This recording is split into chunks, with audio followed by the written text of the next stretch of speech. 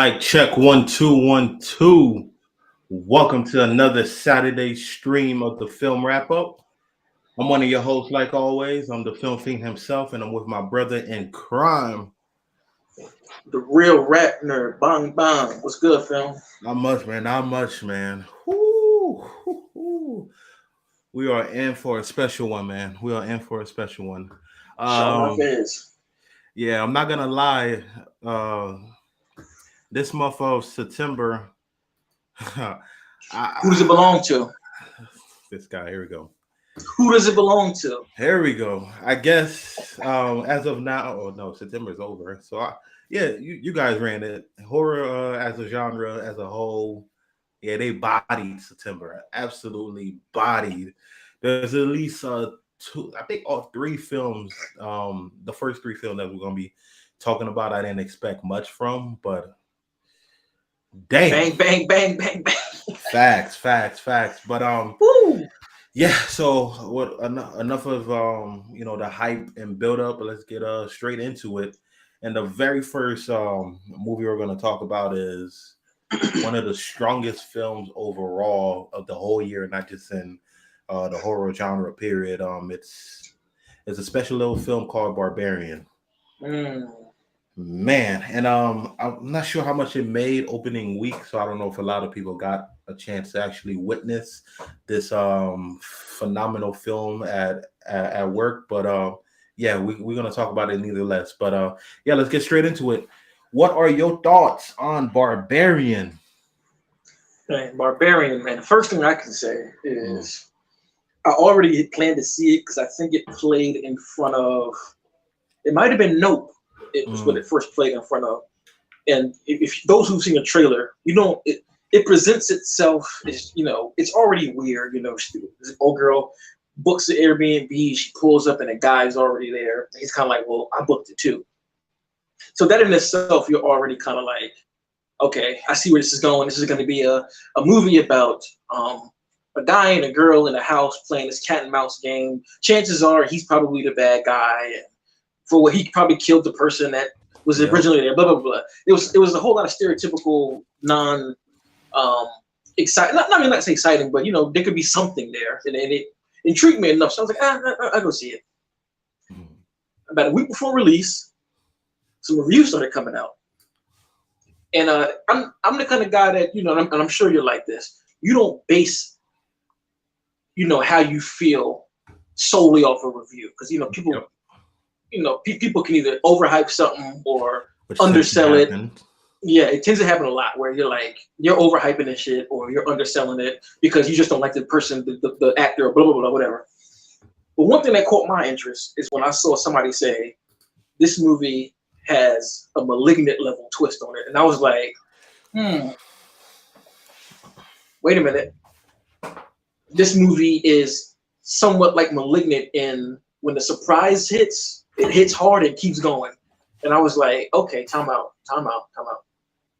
Because Malignant for me was my favorite horror movie last year. Juan's a master, but just the concept of when the twist hits, it's just, your jaws just drop. So I say all that to say Barbarian was 100% that. And just fucking, Malignant, it took about an hour to get to the twist, even though, crazy stuff is going on. But this shit, the twist hits at about 20 minutes in. And when it hits, the movie just from that point on, the gloves come off. Yep. And you're just like, what the hell am I going to watch? Like, what am I watching right now? And when the twist hits, the movie resets again. And you're just like,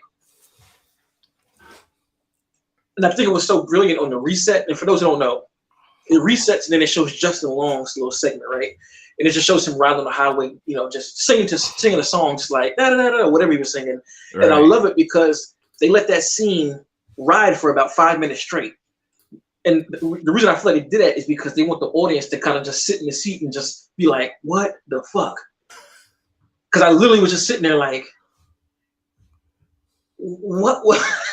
Yo, what just happened?" And so before we get, I guess, to the details of the movie, I can just say I love Barbarian, yo. It was an unforeseen horror gem that I did not expect at all. Like one of the best horrors of the year easily. One of the best in the past few years easily. Um, Everything about it, the technical side, like when it switched, like it doesn't stick to one specific aspect ratio or camera style. All of the performances work. There's humor in there that it doesn't feel forced. It just feels natural because of Justin Long being the person he is. The twist was crazy. The beast or whatever the hell, not even the beast. The lady was haunting, like tip top, like some of the best horror, man. So I'm gonna just leave it there. I loved it. I'm passing it off to you now. That's a hard one to follow up because yeah, we great minds think alike, and yeah, I agree 100% with everything you just said. And to be honest, for most part of of this year, well, not this year, this month, Barbarian was my favorite horror of the year because yeah, it subdued, exverted expectations. Like you came in here expecting one movie, and then you got two different movies, and on top of that, this is how you cut a trailer. You, in my opinion, I thought, oh yeah, they gave all the goods away. Like we knew Buddy's the bad guy, this and the third. And I'm like, yeah, yeah. So what is really left to be told? And then all the reactions for this film started coming out. They're like, do yourself a favor and go in here as cold as possible. And the minute I hear those type of descriptions, my antenna goes up. Like I'm like, okay. I'm like, I didn't get that vibe from what I saw in the trailer. So I'm like, okay, people are hyping it up. It's like you said, there's a possibility a little bit too hype there, which happened this year. You know, it happens every year. Like, okay, Yeah. whatever. I'll go and check it out. And right from the jump, I felt this film was gonna be special, not because I saw something different. Like not much happens the first, I say 20, 30 minutes. It's just the atmosphere was there right from the jump. The storytelling was there right from the jump. The not knowing exactly like who do we trust in this scenario. I'm like, everything that's going on here, I'm like, am I supposed to believe this? Am I supposed to take this face value? I'm like, I don't know if I believe this. So the director, I'm sorry, I'm forgetting your name, but he did a wonderful job setting up this film. Because once you see what type of film this is, it would not be as successful as it is without the first half of this film. And like you said, the twist happens so it happened so organically. That's what I love about it. It didn't feel forced because I love M Night, like a lot of people that love M Night, but a lot of M Night has these type of twists in his films, but they don't. The execution is not as well. It feels kind of forced, out of the blue. Here, they dotted their I's, crossed their T's, and everything made sense as far as the story aspect and the world that they're trying to tell. This movie, Barbarian, is amazing. And before we end off this year, or this episode, I got a gloat for the year that horror is having as a whole. And before I get into more details, yeah, that's just my initial feelings on this movie. Like it was fantastic. Like I saw great movies like Nope, The Black Phone, Bodies, Bodies, Bodies, and this one was my number one horror film for majority of the year until we talk about another film that we saw this month as well. But yeah, man, that's my initial thoughts on Barbarian. Spectacular. But let's get into the nitty gritty of Barbarian itself. And yeah, this spoiler talk. Let's go at it. Now, you heard what he said, spoiler talk. So if you've not seen the movie, you might want to bail out. In general, this whole pod is spoilers. We're going to say it. Especially, but this film, like you need to go cold in here. So if you have not seen Barbarian, yeah, exit. Yeah, I'm going to give you 5 seconds. 1, 2, 3, 4, 5. All right. So Barbarian, man. There's so much about this movie. Like for one, I have to talk about the score. The score is in. It's still this right here is still my favorite score. Agreed. This year. Like in general, out of all films or just horror? I'm gonna just say horror per se because I haven't thrown everything out there, but in horror, this is still my favorite genre. Even though I have another movie that's favorite that we're gonna talk about overall, this score is one of the best. Like, agreed. To me, this is how you use computer generated music to make it sound good. Because a lot of times because the thing for me personally that kills a lot of horror movies, even like the ones that are on the cheaper side, is the digitally crafted music sounds cheap as shit. Like it's just like it just sounds like there was no effort given. But this one, they use the digital era of music to just craft something so specific and special to the movie. I mean, it's simple too. Like the synthesizer just going like whoa, whoa, whoa. Boom, boom, boom, and then you got this little whirling thing that's coming in. It's like and it just grows and grows. I'm getting goosebumps thinking about it. Damn, it just grows and grows, and it's just like, and they use it perfectly. And then there are other parts of the score where they just have the little whirling part playing. You don't even hear like the boom, boom. It'll just be like they're looking down a dark hall, and you hear that little wow, and it's just fading in and out. I'm like, that's how you use music like this, bro. Oh, that's how you do it. So I had to shout out the score. And again, what I love about the film, the first scene, bro, and it's such a great bait and switch. And I'm still trying to figure out if this was actually practical or was this really how it looked.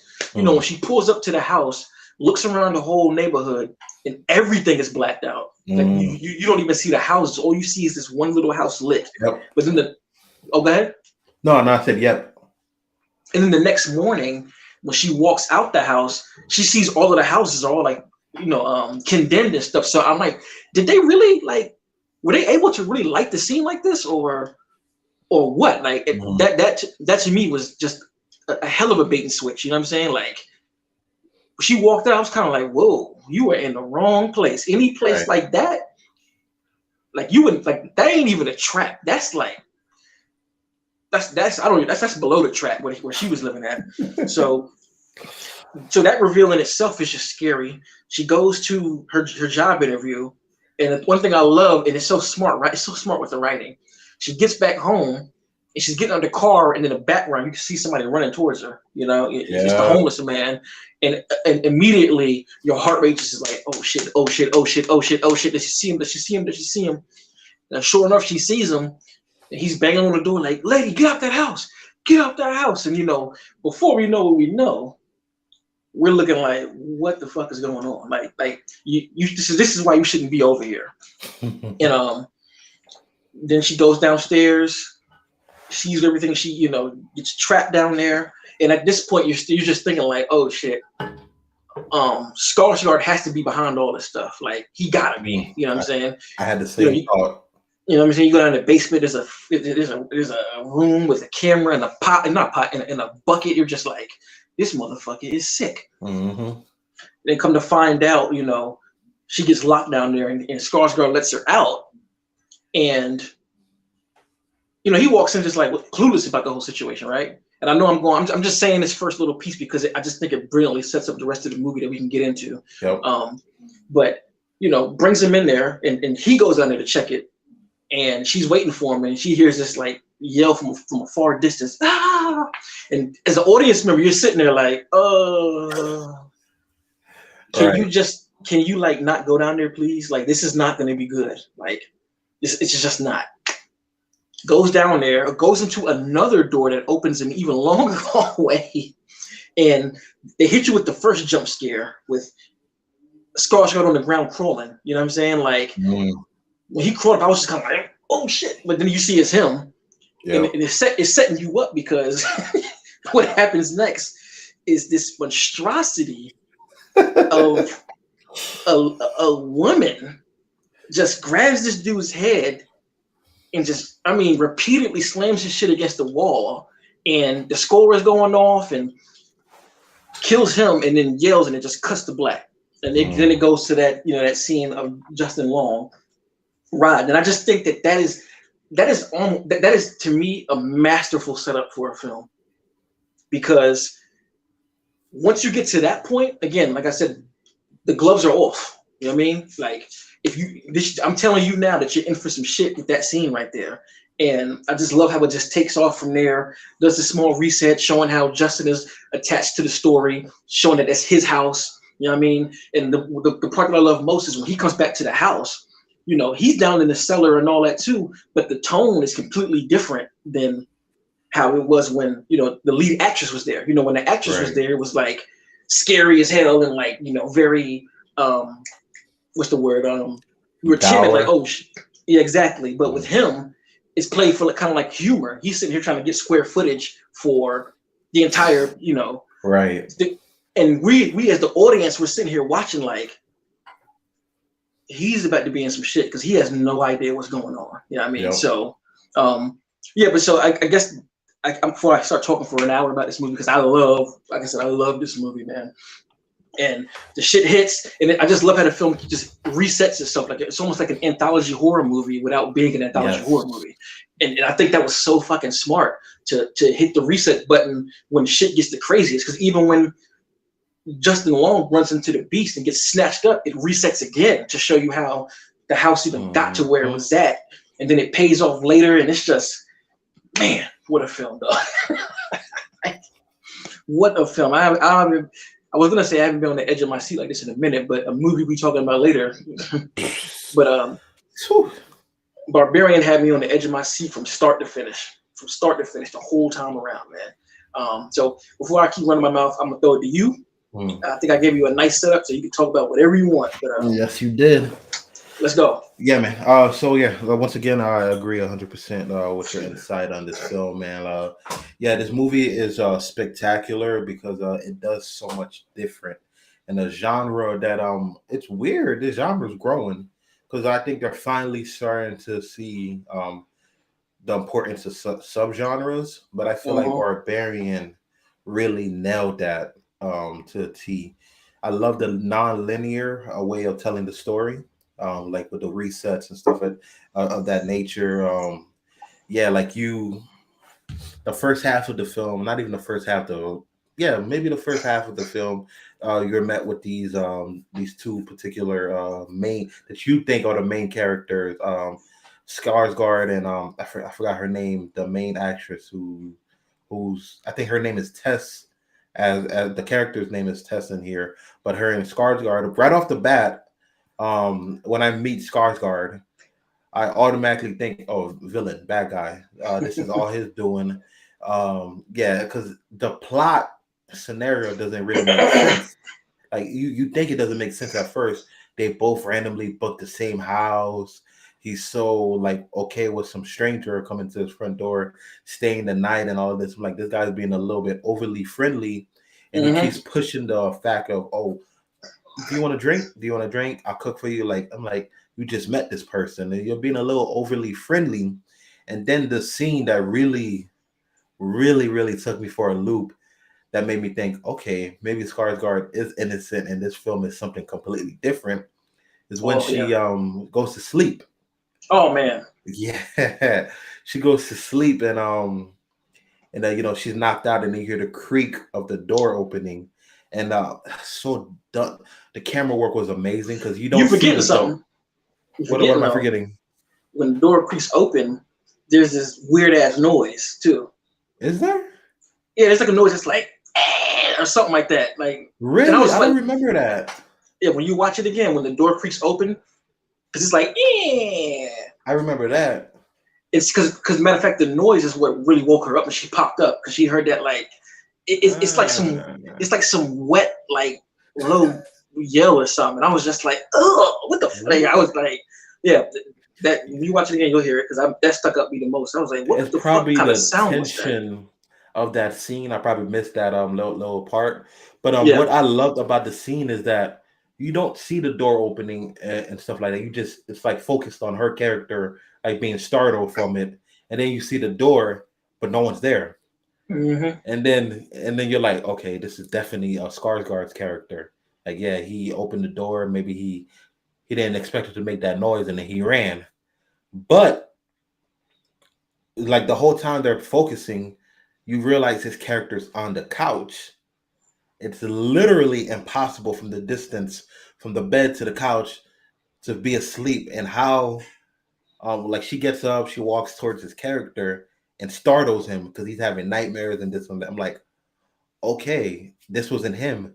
But if you pay attention, you look in the background, you see the door move behind her while she's Really? focusing. Yes, Oh, I while didn't she's catch that. focusing on Skarsgård, the door behind her moves.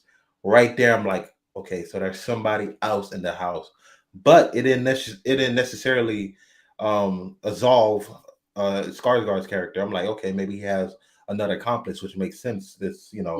I'm like, that's why people are like, oh, do be careful. This movie is much more. I'm like, okay, this is this type of movie. I wasn't wild yet. This is nothing. And then this amazing conversation happens, which really forecasts the rest of the movie for me. He's having a conversation with Skarsgård, and then we're having a conversation. I think later on that day, or if it was earlier that day, I can't remember, about street smarts, pretty much Hmm. about how if it was the opposite role, she wouldn't have let him in. Meaning she's well aware of her street smarts. She knows like she's not supposed to be in that situation. She's knowledgeable enough like to know what to do in these particular situations, which is Hmm. excellent writing of her character because the director did this purposely. It's a fault of hers because it shows how good of a person she is later Yeah. on, as you could see. But yeah, Hmm. that conversation happens, and then she's actually there for an interview for a movie and stuff like that. And the director, once she finds out where she's living, she's like, "Be careful, like it's dangerous out there." In this movie, Excellent writing, bro. oh my Like, god, oh man. foreshadowing without feeding you. Like they give you little nuggets, pieces of Hmm. little nuggets here and there without holding your hand and completely explaining the plot. That's how you set up tension. And then she gets there. Damn, and she went to the basement.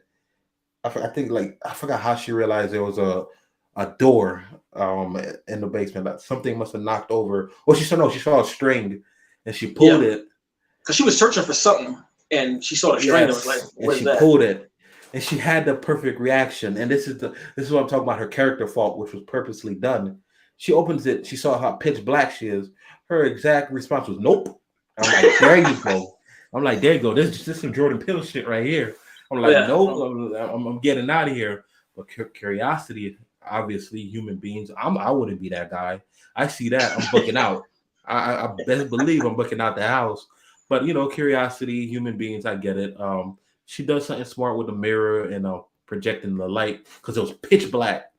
It was just a deep. I'm like, yo, if I see a secret department in a basement and it's pitch black, I'm gone. No questions Yeah. asked. The stuff that I have, they could have it.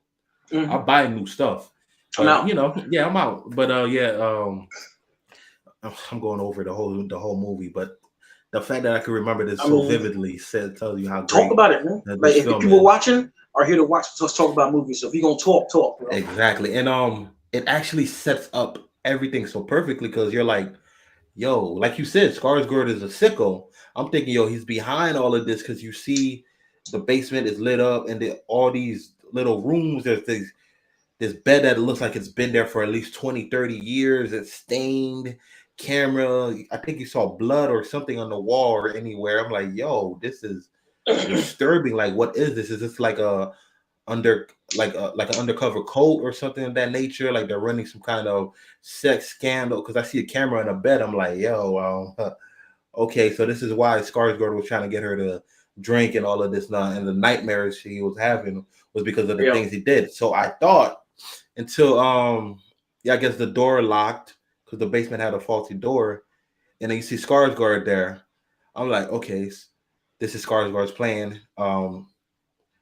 Like he wanted this to happen, but he lets her out. I'm like, Yeah. I'm like, okay, And and that's where the movie kind of took a different pace. Cause beyond different. I was like, okay, all right, The where we movie, going? You know what I mean? the movie complete changes speed, and then she's telling him all the stuff that's happening. Oh, this is down there, this and the third, and he brushes aside. He doesn't believe her. I'm like, okay, So he definitely is a person. He goes, I'll go check it out. And then he goes down, and then you don't hear nothing. She's calling his name over and over and over again. I'm like, listen, any common humans, like she has street smarts, all of these signs that would have your antenna up, like, yo, get out. Either he's faking or something's wrong. I just met the dude yesterday. Why I gotta go back for her? But she went back down, and then you hear, and she doesn't see him, but she hears him screaming, asking for help and stuff like that. So in my mind, I'm like, oh, this is a trap. He's trying to get her. He's not really hurt. And then, like you said, that scene, him crawling up and stuff like that. That's how great this story was written.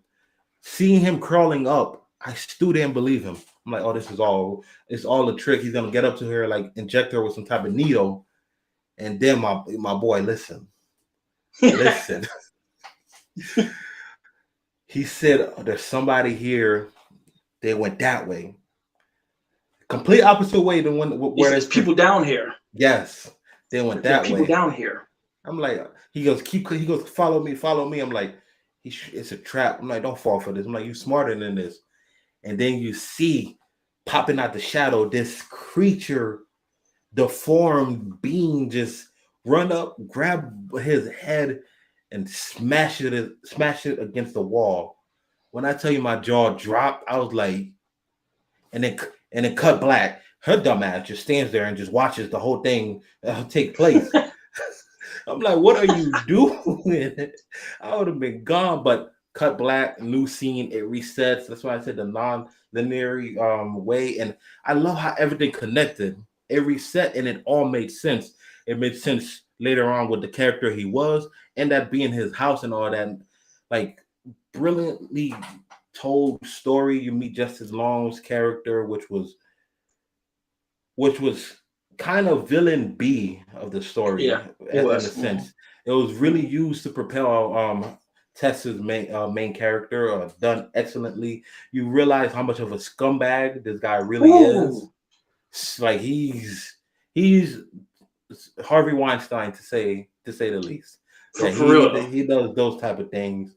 And then he's getting the news that, me and you, like, it's like every other year there's one or two of these stories that break out of, director and stuff like that does it. So he's in the middle of that, and it's kind of weird and cool seeing that perspective, because from us, when we hear these stories, it's usually just through Twitter or reading. But then you see, like, suppose somebody going through that, like, and they're at fault, and seeing their reaction and seeing the downfall. I'm like, okay, this is interesting. But in my back of my mind, I'm like, but where are we going with this? Yeah. What happened to the first story? Like, what? This is like a complete 180. You could have told me this was a complete different film altogether, and I would have believed you. But later on, he loses everything, and then you realize he has properties in Michigan where this house is, and it happens to be the exact same house. Mm-hmm. So I'm thinking to myself, I'm like, I still don't fully know what the hell is going on. I'm like, is he a part of this? Until he gets into the home, and then he sees the baggage from these people. He's like, yo, is there people living here?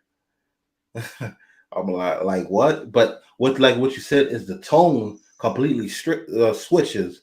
The first half, completely serious, dour mood. You're like, what the hell is going on? His is more fun, upbeat. Even though he even goes to the club at one point, you know what I mean? He goes to the club, exactly. Even though it's some heavy stuff that he's going through, but his personality as a whole is very upbeat and fun. He realizes that he could actually sell this home, but he's like, damn, can I mark it up and be like, this is actually this big when it's not? And then he realized he has another department as well, and he's so oblivious to anything. You see all these people, you see people are living here. You see a secret department, and you see this pitch black. What does he do? Turn his back and just goes along his merry way and just measures everything. And then and then this story takes, like, it twists again, and then you meet the creature, and then it restarts again, and then you fully start to get the backstory of the home. Oh my God. That scene right there is extremely chilling, bro. Like, beyond chilling. That's another movie in itself. It is. he walks out the house, you know, even the aspect ratio changes to I think Yes. 1:3, I believe. And he walks out the house, and you could just see on the guy's face. I was like, this guy is not a good person. At I all. fucking know it. He is not a good person. And then when he goes into the store, the shit that he's buying, it's just like Exactly. he's gonna murder somebody. I didn't even think that though until I saw he's following the lady, and then you see the jumpsuit, and then you start putting together a shovel, duct tape. I'm like, oh, I'm the like, first this item is he where. bought, it was like a plastic layover, and I was like, oh, okay. So this is what's happening. Like this guy is a sick fuck. As soon as they said that, I was like, But I still didn't fully understand. I didn't realize that was the home at first because that neighborhood was completely different than the yeah, it neighborhood you was. saw now. It didn't click until he says the neighborhood is going to shit. You know, are you gonna move? Because we're moving. He goes, oh, I'm not going anywhere. I'm like, damn. And then you realize the beast, the creature that you saw, was actually this new character's victim and the sorts. Because this guy is a serial, I don't know, rapist, killer, whatever he does. But he ends up kidnapping people throughout a course of really like 40 years or something like that. And it's a bunch of inbreeding, and that's a result of inbreeding. Before we go on, we gotta talk about like the way, like you said, when he's following that girl, and the way they show it, like he walks to his car, sits down, and he's just sitting there, and he pulls up. This is all one shot too. He pulls up, stops, and the lady, you see her walk into her car, and he's just sitting there, follows her home, like. And again, this is when the score kicks in, so you just know, like, okay, what's about to happen? Puts on a fake suit, like he works for like whatever power company. Walks up, says he's just trying to check the pressure. Walks in there, closes the door, unlocks the window, and I was just like, wow. So this is how he's doing this stuff. So I didn't want to skip over that part because I feel like I just wanted to mention how like well crafted a sequence like that. It does so much telling of the story without even a word being said. Like I love shit like that, man. Yeah, crazy. Absolutely insane, man. Yeah, this like this film is, I don't even think it's over 2 hours. I think it's an hour and some change, and so much happens in that span. Like you getting the backstory, Justin Long's character and Tessa's character in, because you think she dies, because you see Skarsgård die, and then it's so weird and freaky, and then like there's like Tess. It shows you how smart this Tess character is, because she realized in that short time span what she has to do to survive. Just play along with this creature. You do this and the third, and then you'll be a-okay and stuff of that nature. And man, and like it's just like the creature is I guess the dude from earlier who was a serial rapist. He ends up capturing all these different females, and they're giving birth, and then the cycle continues with the people that he gives birth in. So inbred, it leads to, I don't know, that saying they say, if the mentally challenged people, they tend to have, they're stronger and stuff of that nature. So you see this creature do these ridiculous feat. Like she's ridiculously strong. She's jumping from like extremely high and land on 2 feet with no issues whatsoever. And yeah, so that movies. Oh yeah, just the runtime is an hour and 43 minutes. That's crazy. all that in an hour and 43 minutes, and then so it's Justin Long's character in Tess that's trapped in the basement and stuff like that, and he is clearly not as smart as her because he refuses to see what situation he's in. He does exactly the opposite of what she's telling him to do. He gets smashed up, and she's smart enough to get away. She escapes, tries to get help because somebody's stuck in there, and then the cops don't even want to be bothered with it. No one wants to help her.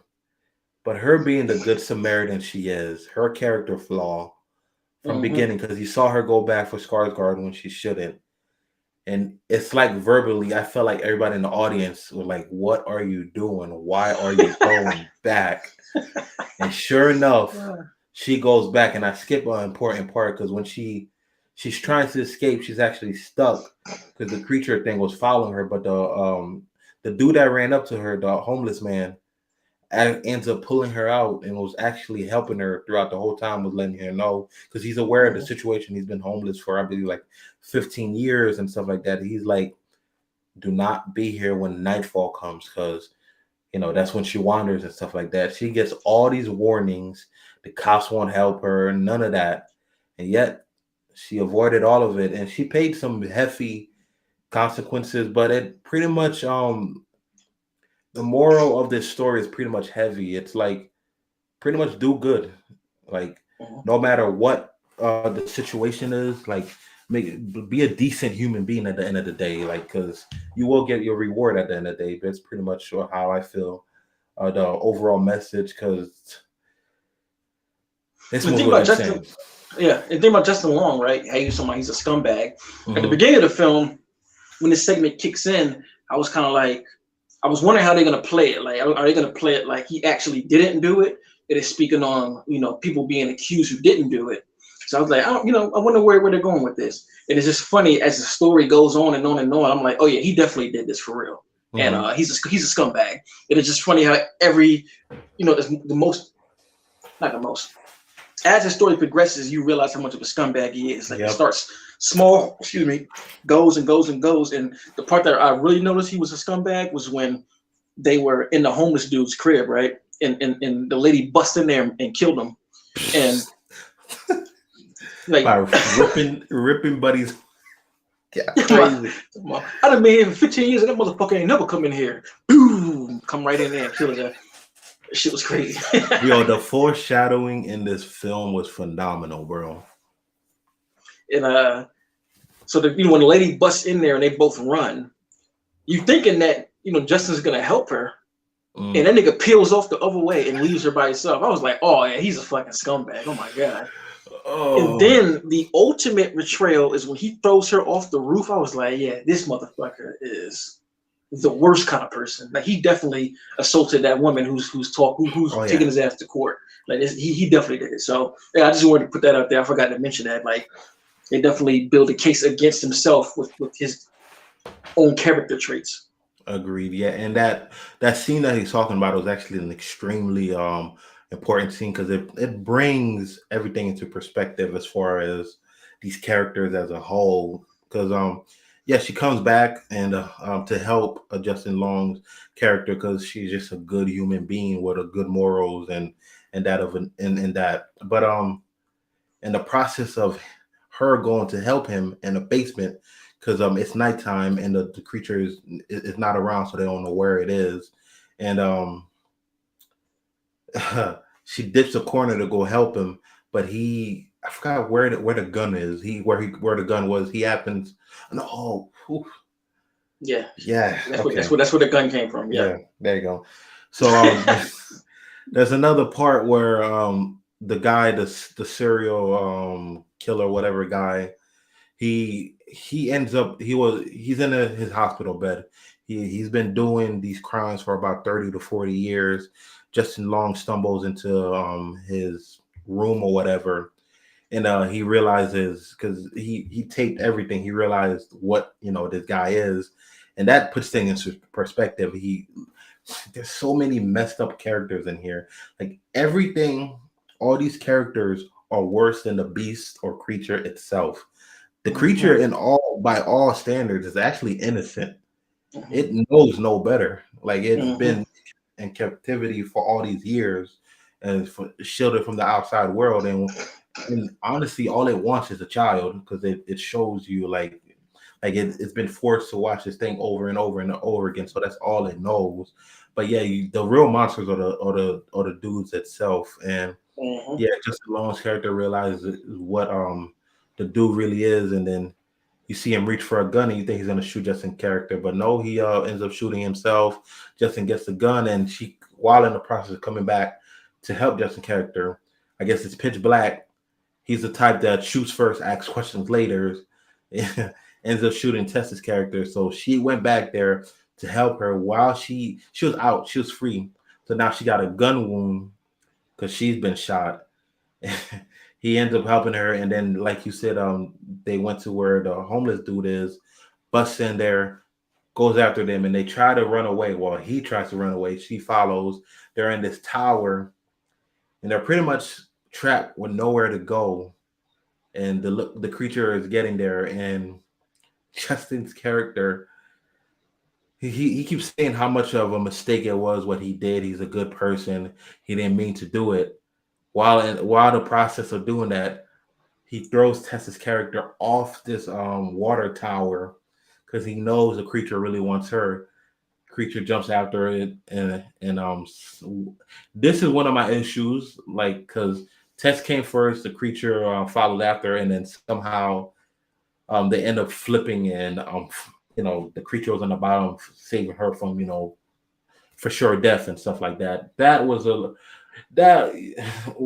asking me a little bit was asking me to believe a little too much than I believe, but everything else was fantastic. So I agree.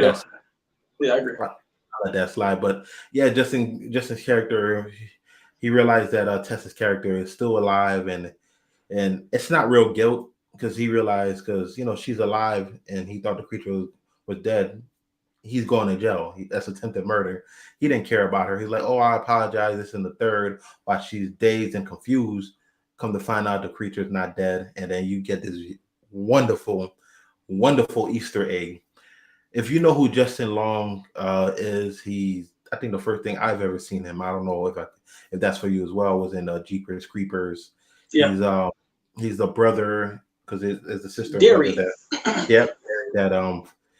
That find and catch the creeper in the act of dumping the body down the well and stuff. That's a whole different movie. But spoiler alert for a Jeepers Creeper, which is a movie that's, I believe, over 20 years at this point, if not close to 20 years. But it's 20 years. So if you're not see Jeepers Creeper, spoiler alert. But at the end of it, Justin's character ends up dying, and you see the biggest one of the biggest aspects of it is the eyes. The song revolves around the eye, and you see Justin's character in Jeepers Creepers, his face with no eyes, and here in Barbarian, the creature's alive and pissed that he tried to kill Tess and squishes out his eyes. So that's two horror films that he loses his eyes and stuff like that. And nigga lost his head, bro. Everything. Yeah. So, but and then you have this nice I guess nice and weird moment between the creature who's innocent in all this and Tess, who she thinks is like a child to her, trying to see if she's all right. And then Tess, finally wised up. Yep, shot him. So excellent film. The writing was extremely smart. The dynamic between two polar opposite characters, and the thing that they're telling you to worry about is not the real true villain of the story. It's these two monsters of it's excellently wrote. The scares, there's not much jump scares in here because it's pretty much once you get to the basement, it's pretty straightforward. And here and there, like there's few, but jump scares was not the focus on it. It was just extremely tense atmosphere and situations, man. It's brilliantly written. Yeah, you're right. 100%. So Barbarian was fantastic. I know we spoke a lot about it, but listen, for it to be my favorite horror movie at that time, to be my favorite horror movie of the year, it was something special. Yeah. Yeah. So do you have anything else to say in regards to this film before we move on to the next one? No, I think we done said all we can say. We're 45 minutes in on one film. So yeah. Yes. Now this next film is do you want to introduce it or you want me to introduce it? I'll introduce it. Next film on the list is, again, horror. It's been killing it this year. And this is all in the same month, which is the craziest part. The prequel to another one of my favorite horror films, X. This is Pearl we want to talk about. Ty West also directed it. Stars Mia Goth again. She came back as Pearl. And if you didn't know, in X, she was the old lady who was killing folks. So this is how she became. This is her before and how she became her. So what are your thoughts on? You want to go first? Or you want me to go? Since you was just talking. No, since you introduced it, I'll go first. Well, go All right, vice versa. Yeah, and this is just gonna be my overall thoughts before we get deep into deep into the film itself. Overall, yeah, this is another win for horror, bro. God damn, this is yeah, it's another win.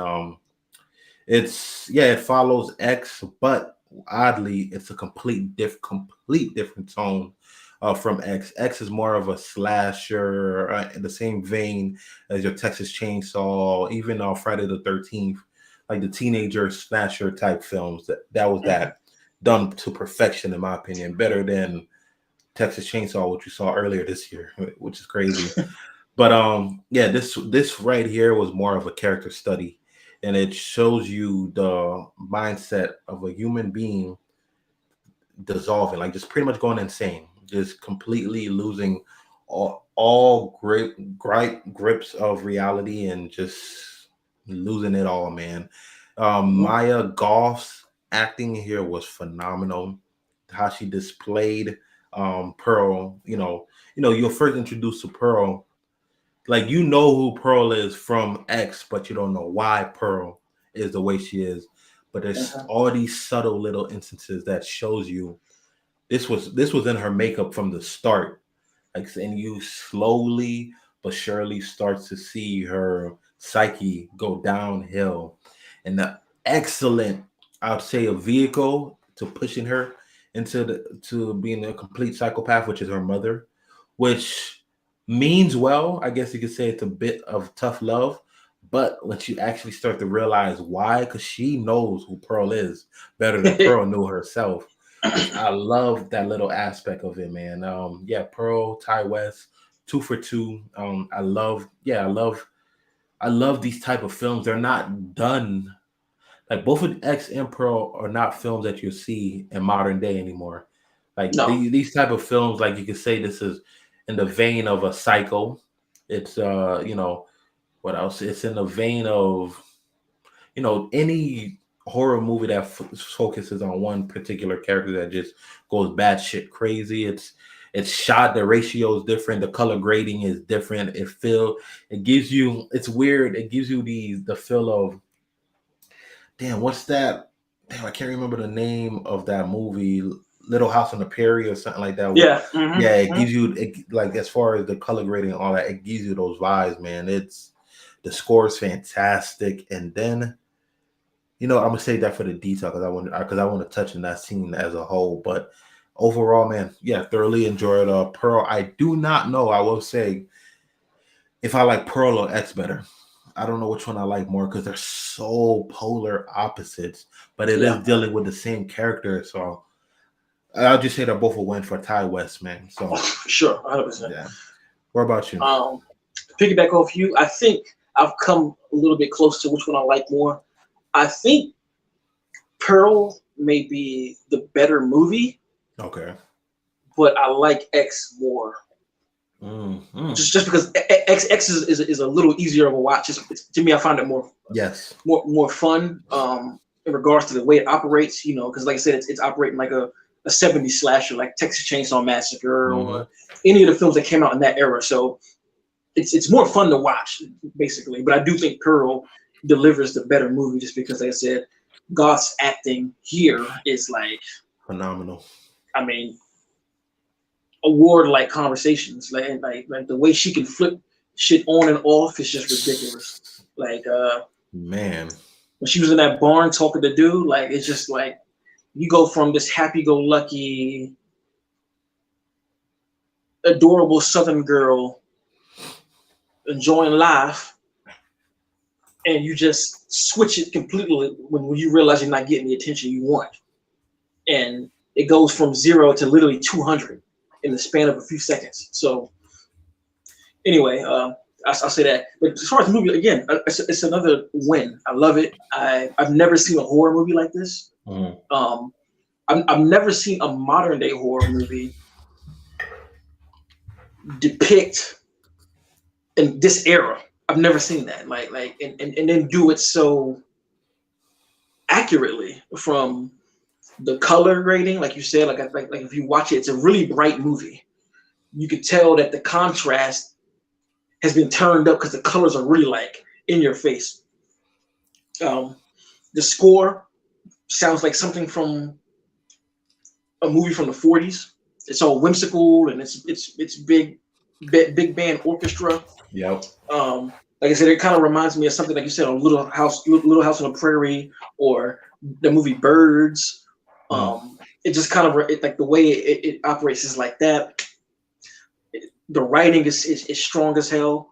Yes. I love all the dialogue and the conversations being had. Of course, the direction. I just think Ty West. He just the guy that knows what he's doing. Honestly, exactly. He knows what he wants. He knows how he wants stuff to look. He knows how he wants it to heat. The sound, and you could just see the control of the director in the movie, while also giving everybody the room to perform. Like, I really love that. And I'm trying to think something else to say. That's overall. Yeah, I guess that's my overall thoughts. Before we get into it, because this is another one that's in my favorites of the year. Within in period, just like Barbarian. Like, you know what I mean. So, like an excellent movie, man. Yeah, man. Yeah. So getting to the details, man. This film, it's kind of a hard watch because the things that perspire in here are, they're graphic, extremely graphic, and this is definitely a character study in and out, through and through, 100%. Like, he really dives into the psyche of this Pearl character. But I love, and I gotta give credit to Ty West, because a lot of times Hollywood, these villain characters, when they get into their backstories, they like to make them feel human, like give them a tragic backstory that'd be like, oh, okay, I understand why they did this. Like Thanos from MCU, I know, a completely different genre, but supposedly, he's trying to save mankind, this and the third. Here, she is just a terrible human being, and they make sure they put that on the spotlight. Like, her actions are unexcusable, 100% unexcusable. The things that she does, like, and it's ridiculous. And I love these subtle little moments of, I don't know how, I watch a lot of these crime shows, documentary and stuff like that. And some of the signs of a serial killer or criminal is they like to torture animals and and things like that. And you see her do that to the T. Yep. In the most gruesome way possible. And she's in touch and out of touch of reality as a whole. Like, these scenarios in her mind that are far-fetched seem extremely plausible to her. The way that Ty West, and I love, what I also love about Ty West's this film as a whole, it's like Joker. It focused on one particular character throughout the whole film. She was in every single scene, so you got to follow her throughout the film and see, what she sees, what she does, and stuff like that. And the mother character, you're introduced at first. It's a nice bait and switch from Ty West. You're introduced to the mother character. She's extremely, extremely hard on Pearl. Yeah, there's no love. I understand tough love. There's tough love, and then there's this. There was no love whatsoever, in my opinion. She's extremely tough on Pearl. Doesn't want her to do this. Doesn't want her to do that. Wants her to, pretty much throw her life away and just solely focus on what she wants and what she needs, and pretty much, what she says in the household is law. You go by it, and this and the third. So in my mind, I'm like, okay, so it's Ty West trying to say this is why Pearl, broke. Her mother pushed her to the edge. Her mother's actually, evil and stuff like that. But there's this scene, because later on, they're at the dinner table, and her mom. I was about to say that. Yep. I was about to bring it up. Pearl and her mom are having dinner. Oh, and I forgot to say, there is a father in here, but he's disabled. He's unable to talk, unable to move. He's wheelchair bound. I'm not sure how it happened. I don't think it did. Did they tell you how it happened? No, I don't think so. Yeah, Not okay. that I remember. Yeah, so the father's there, like he needs all these extra help, but the mom does a lot in the house, so she expects Pearl to, help around with the dad and stuff like that. So they're having dinner, and Pearl is having these disillusions about being a dancer and leaving the farm and telling her mom like this and the third, and the mom just wants her to, help feed the dad and stuff like that. But the mom had enough and finally breaks and says, "You're pretty much, I want you to do this so you could see that you're pretty much not gonna go anywhere. You're not gonna amount to anything. All this is a dream. What you have right here is as good as it's gonna get," and stuff like that. Pearl's not having it.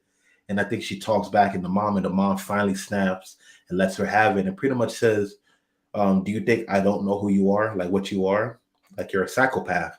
I've seen every little thing that you do around the house, like the killing the animals and stuff like that. You're pretty much you're gonna be a criminal pretty much." And Pearl snaps. I believe. Before you get that, I want to reference that too about you saying the mom. I love the conversation they have too, because like you said, Ty West never presents Pearl as being like, "Oh, I can see where she's coming from," Oh, Exactly. Yep. And part of it is the conversation where the mom went off. She was like, "You sit here and talk to me about your life not being nothing, when I'm a German woman that had to flee the country because of the bullshit that I went through when we was over there, and I'm the one that had to clean up your dad this whole time. So I'm dealing with my own shit, your dad's shit, and then your shit, knowing you're a psychopath, trying to keep you here safe from being out in the world killing people." And when she just brings all of that down, it's just like, okay, now I kind of get why your mom is so hard on you, because she's been through the ring. Her, because matter of fact, when the film opens up, she's speaking a language, and you don't read. I mean, at least I didn't know what language she was speaking until she revealed at the dinner table that she was German, and I was like, oh, okay, she's an immigrant. You know what I'm saying? And a lot of them immigrants, especially back then, had it hard. And for her mom to be able to be an immigrant and own all that land and stuff out there, that is a huge thing. So for her, she was looking at Pearl like, we have the American dream right now. Especially at that time. It's like, why do you want to mess it up? We have land, we have a farm, we make all our own stuff. Like, why would you want to mess that up? So I just wanted to interject that. Like, I love that conversation. And also from a production value, I love how the thunder just increases as the conversation intensifies. Yeah. It's just like, dude, like it just sounds like something, it looks like something out of old movies, and I just really, really enjoyed that. So I'm just piggybacking as you're going through the movie. Yeah, 100% agree. And Pearl snaps after that conversation with her mom, and this is the beginning stages of her being a full-on psychopath. She gets into a physical altercation with her mother, and I forgot how it happens, but the mom, you probably remember, catches on flames. Do you remember how it happens? They're having a shoving match, and she ended up because they got like the fire burn right beside them, and she hits her with some corn, and she falls right into the damn fire. And Pearl doesn't try to put her out, so she just burns to death. Yep. Yeah, but not at first though. She's burned, and then I don't know that Pearl finally decided to pull it out or whatever, but she drags her mother from the kitchen to the basement and just leaves her there, and goes on with her life. Her dad, who is obviously not just leaves her there, throws her ass down the damn thing. Like, it's not like she just like picked her up and was like, sack of potatoes. Here you go, mom. She literally went and threw it right down the damn cellar. No regards for her mother, no regards for life. Her dad, who's wheelchair bound, unable to do anything himself, eat, talk, anything. He just leaves her. She just leaves him there on the table and goes on to her fictitious life that she wants with this guy that she meets. And then the film from that scene on, is just on a whole nother level, and they do not hold back. It's pretty much a montage, not really, because it takes place throughout the rest of the film of just Pearl doing horrendous, horrible stuff. Ooh, like, and what I say, they don't try to mince words and make you feel like she's a good character, and you understand she's a terrible character right from the bat. Is what she does to her father.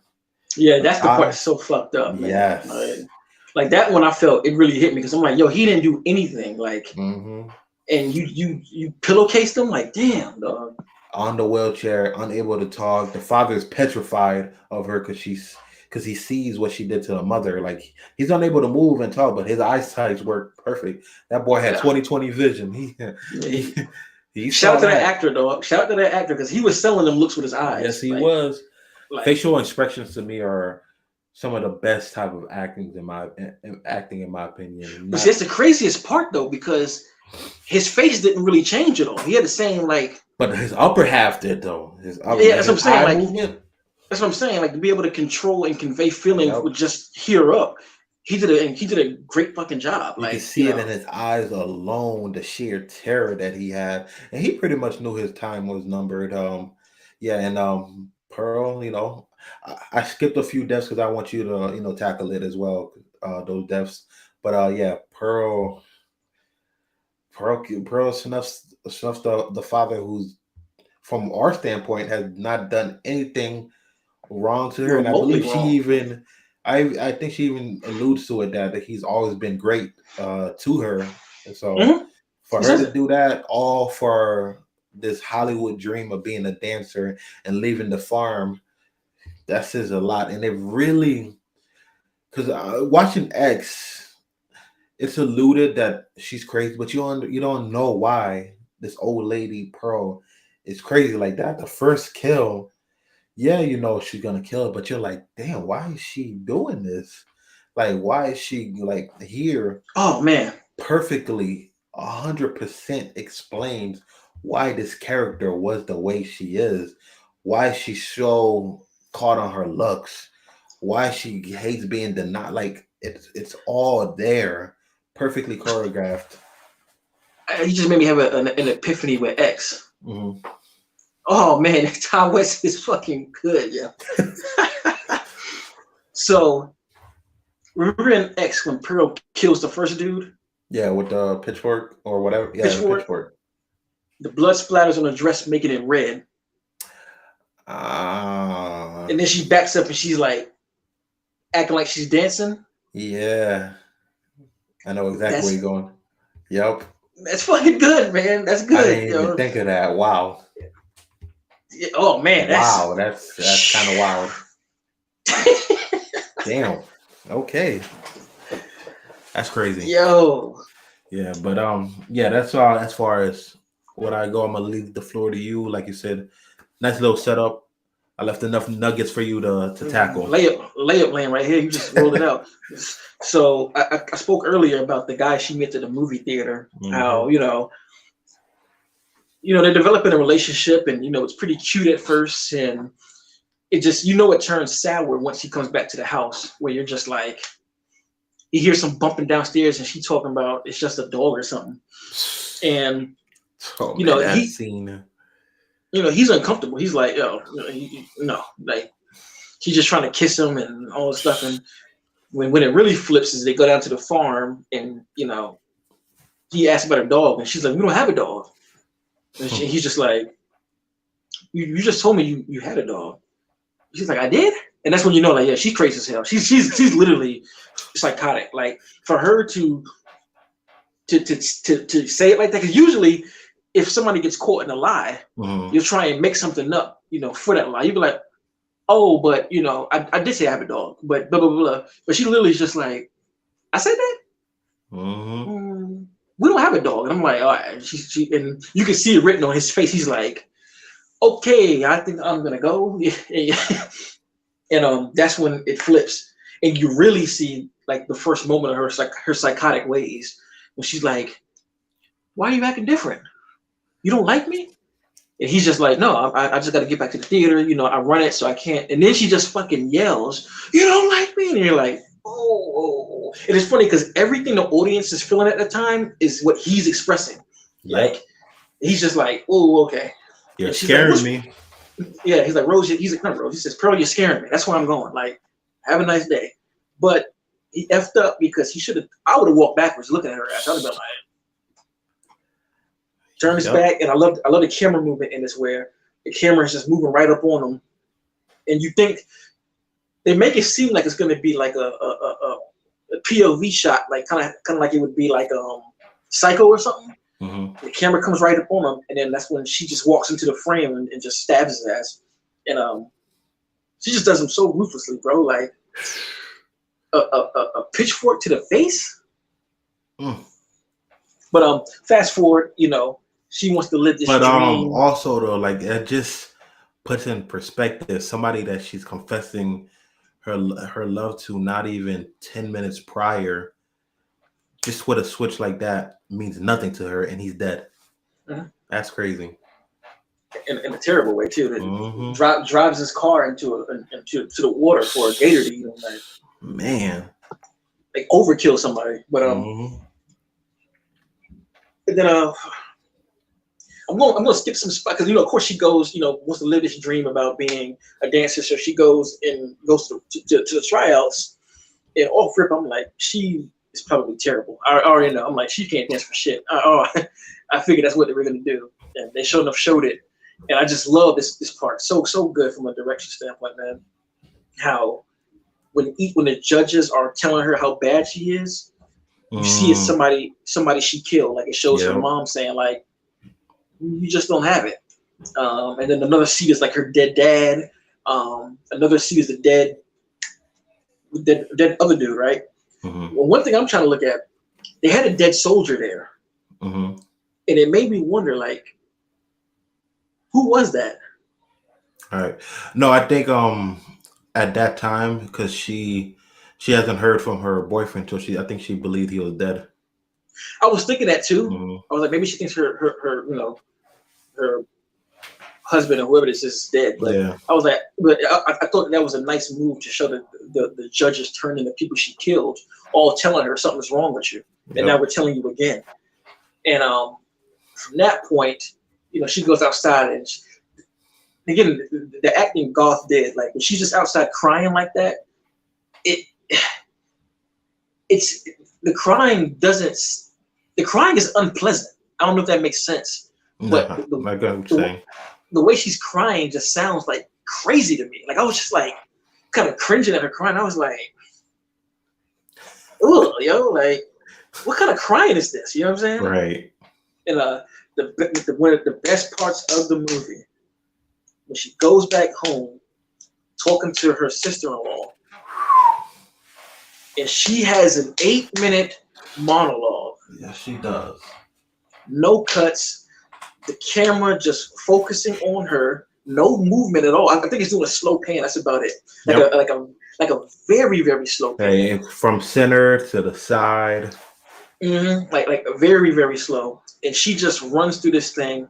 Just all the things she wanted to say to her husband, to her sister-in-law, and it just starts out, pretty bad. But then it just gets worse from there. And like I'm just like, I don't know how you can make a conversation start this bad and just get worse as you talk. Mm-hmm. She just fucking, nails it. And that's when the sister tries to walk away. And I love that she chases her down with this, this pitchfork, and it's all one shot. No, what a pitchfork was an axe. She just walks her down, and it's all one shot. 1, 2, and finally the last blow. And for me personally, this part right here is what like really made my stomach turn as far as like just the gruesome nature of what she's doing. Like it does something where the screen kind of splits in like a couple different ways, and you see the body of her sister-in-law, and it's slow motion shots of this axe just chopping shit off. And it's just like, because I think the first limb you see getting chopped off is her fucking head. Wasn't it her head? Yeah, I think, was that the first or the last? I think that might have been the last. It was the last one? Yeah, I think the arm or something was the first. And I then, could be wrong. I got a feeling like it was the first, because I didn't expect to see that. I think if they would have chopped their arm off, I would have just been like, oh, but everything else is going. But I think it started with the head. Okay. And but the way I could be wrong though, could be wrong. But I just know seeing her head get chopped off was just like, because the way they frame it, it's like you see the sister-in-law, her head and her neck just kind of like this. You see it, and that's a good ass prosthetic, because I literally thought that was her laying on the ground until the axe was like, ooh, and you just see her head just move. And I was like, oh, whoa. And then all the other limbs, and you just see her clean up the act. And then the sadistic sick shit, man. Like they just, Ty West really went out his way to make her look like a sick fuck. Mm-hmm. She brings her dead mom up, sits her at the table with her dead dad, sits down and eats corn like. And a rotten pig that's been outside for X amount of days. Yeah. Crazy. And then the icing on this sick ass cake is her husband actually comes home, walks in, sees the dead bodies, and is so caught off guard. He's like, what the hell? Looks over at Pearl, and she has probably the scariest smile I've ever seen in my life. And they have the audacity Ty has the audacity to have her smiling throughout the credits. Uncomfortably too. And as the credits roll, you see the uncomfortable nature of her face. It starts out as like a scary smile. Then it starts out as like, oh my, I'm clenching my teeth. And then a tear drops. You see veins come, and you see her shake it off, and then back to a man. I was just in my seat like, yep, unbelievable. 1000% agree. But that's it. Yeah, but spotlighting that monologue that she had for that 8 minutes was sheer perfection. And it's how it evolved throughout those 8 minutes that's really special. And I love how it was used to show her fully disconnecting with reality. Because in the midst of her having this conversation, she fully believes, like she's talking to her husband or whatever, like the sister-in-law was nowhere to be found. And she's giving gruesome details on how she killed her mother, the dude that she's cheating on him with, that she shouldn't have, like she knows in the back of her mind, oh, I shouldn't have done that. I know I was wrong. It'll never happen again. And then she shows remorse for killing her father because she doesn't even know why she did it in the first place. It shouldn't have been done. I'm like, that's showing that she's unable to control her instincts at all. Sociopath. Like, complete sociopath. And the way Maya Goff inflections from her voice changed throughout, her mannerisms and her face changed throughout, the slow panning of oh my God, that was amazing. The subject matter, and then you're seeing the terror and the sister-in-laws, like it changes. Like at first you're like, okay, this and the third, oh, you cheated on this and the third, and then you get the murder side of things. You're like, what? Because she's there. She's solely, because I love how Ty West portrayed the sister-in-law. Because at first you're like, does she have Pearl's good, instance in her, that she wants good for Pearl, or she just manipulates Pearl and stuff like that? She lets Pearl go first. I'm like, is it just a setup? Because she knows she pretty much got the world. She wants Pearl to fail first, get that out of the way. I'm like, no, everything about her was genuine. She was just a nice person. And seeing her reaction to the story unfold and gruesome details was amazing. And then she gets up, tries to act like everything's cool, everything's all right. She slowly, backs up, and then Pearl goes, "You're not gonna tell anybody, right? It's gonna be between you and us." Like, yeah, of course not. And then she backs away, gets out the house, out the front door. She's in the yard now, and then you see that door swung open, and out comes Pearl. And I love how she's walking. She's just kind of like, That chase scene, and of course they do the quintessential trope of tripping and falling when you're running away. I okay. I guess that had to be there. It actually fit the scene perfectly. I'm about to To be say to the honest, point she had heels on running in the yeah, dirt, so I was like, that definitely worked this it film. fit. If you're gonna use it in any instance, that right there was perfect. And how you detail that gruesome way she just dismembered somebody, another person that had her best interests once again in heart, wanted nothing wrong for her. And let's not forget how, because she wanted that role, and they were telling her, "Oh, you didn't get the role because you're not blonde, you're not this and the third." And the As soon as sister-in-law she said happens to that, be blonde and stuff mm-hmm. like that, and so they get home. She's like, "I know you got the role. It's all right. You could tell me." But you could see, I thought she had the role as well too. I was like, okay, yeah, she had the role, but you could see in the sister, she's like, no, I really didn't have the role. But she was not hearing that at all. In her mind, But that see, was it. she actually did get the role. No, I don't think she did. I believe she did get it though. Because she was confused. She was like, "No, I really like." She was adamant, like you could like how she was acting. She was like, "No, I really." And then Pearl wasn't having it. She's like, "Okay, I'll just lie and say I got it." That's what I got from that scene. I don't think she got the Hmm. role at all. Because at Hmm. first, when Pearl was like, "Okay, you can tell me," she like her like she was like her facial expression and all, and she like, and like she was for real for like the first 2-3 times. They're like, I did not have it, but Pearl Hmm. was getting upset. She's like, okay, all right, I had it, and it showed that Pearl was just fixated on whatever she believes to be, the truth and stuff like that. I don't think she had that role. I'm at the. I wonder what. I thought she. Mhm. I thought she did I get the I role. could almost guarantee you, she didn't get the role. Cause I, So now cause you better look it up, dog. nah, I think go ahead if you can, go ahead. But I could almost 100% guarantee you that she didn't get the role, cause how she said it. Cause Pearl was like, cause Pearl, I think Pearl, like it was used in that situation, them saying that they want somebody blonde, this and the third, and her mannerisms for not like after she came out, she wasn't upset or anything like that. But it's just because she was level headed, she expected the worst, and yeah. So when Pearl was questioning her, she was like dumbfounded, like I legit did not have the role and stuff of that nature.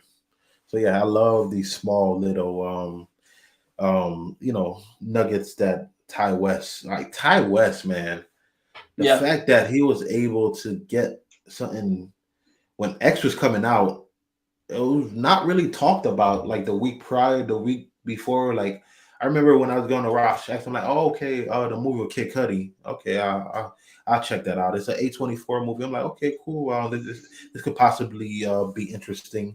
And for him to spin a Mm. whole trilogy out of that, first an A24 trilogy is a hard thing to do in the first place, and to get green light after green light, and then the follow up, which is not just a follow up, but also prequel, and that which prequels most of the time fall flat on their face. Don't work. That's an accomplishment in itself, man. No, So it is though. yeah, it shows that this man, he's extremely detailed, and he knows exactly how he wants to tell a story. He understands the atmosphere and feeling of a story. Like X to feel like a 70s or 80s Texas Chainsaw movie to the T without any hiccups. Phenomenal job. This right here, the ratio, and it's crazy too. I don't know if you, because I was watching an interview with Maya Goff, because she like her acting really, like when I said she's an up and coming star, like she really impressed me with her role here. So I was watching the interview, and she said originally, because Ty West had this in the back of his mind, but he didn't expect, A24 to go forward with it. So they wanted to save as much budget as possible. So originally, Pearl was supposed to be a black and white film. Ooh. Yes. So I think he Ooh. either shot it black and white or he pitched it. No, he pitched it to A24 as black and white. But A24 said, no, we don't want it in black and white because we already have other films in our catalog that's black and white. Because I believe Lighthouse, black and white. The movie I saw last year with Joaquin Phoenix, which I'm drawing. Come on was in black and white and stuff like that. So they had movies that are black and white. They're like, no, you get the rights to do it in color, which is what the Pearl what Ty West and Pearl wanted in the first place, but they were under the assumption that A24, because they're not known for sequels and stuff like that, to give them the green light. But yeah, they got the green light. Like, this makes me excited for Maxine because he Yes. mastered both of these eras so well. Like, I cannot wait to see what he does with the Mhm. 80s. Like, holy moly. Crazy, absolutely crazy. But that is our take on the second film that we talk about, Pearl. And the last film that we both happened to see, once again, surprise, surprise, it's a horror film. It's weird. You would have sworn it was October with all these fire horror films that we had coming out, but October they got some heat dropping as well. So we'll be there for that as well. But yeah, this film, man, is honestly a film, and I feel like I say that a lot about movies this year. I've just been surprised by so much haters, but I expected absolutely nothing. And when I mean nothing from this film, Same here. not a thing. I saw the trailer. I'm like, okay, the trailer itself looks. I'm like, okay, this makes me feel uneasy. But I'm like, okay, they're putting everything possibly that the best parts of the film in there. I'm like, I'm getting the vibe of these early 2000 cheesy, movies. I'm like, the concept feels the spectrum of those type of films. So I'm like, okay, this is what this is gonna be. And then, oddly enough, the whispers once again, the same thing with Barbarian, was saying how great Smile is. I'm like, Mhm. like stop it. I'm like, nah, this is where I draw the line. I'm like, impossible, impossible. They're like, no, this film right here is something special. Uh, if you think Pearl was good, if you think Barbarian was good, two films that we just recently talked about, Smile is where it's at. And boy, oh boy, oh boy, they were not lying. So tackle it. Let me know what you thought. Smile.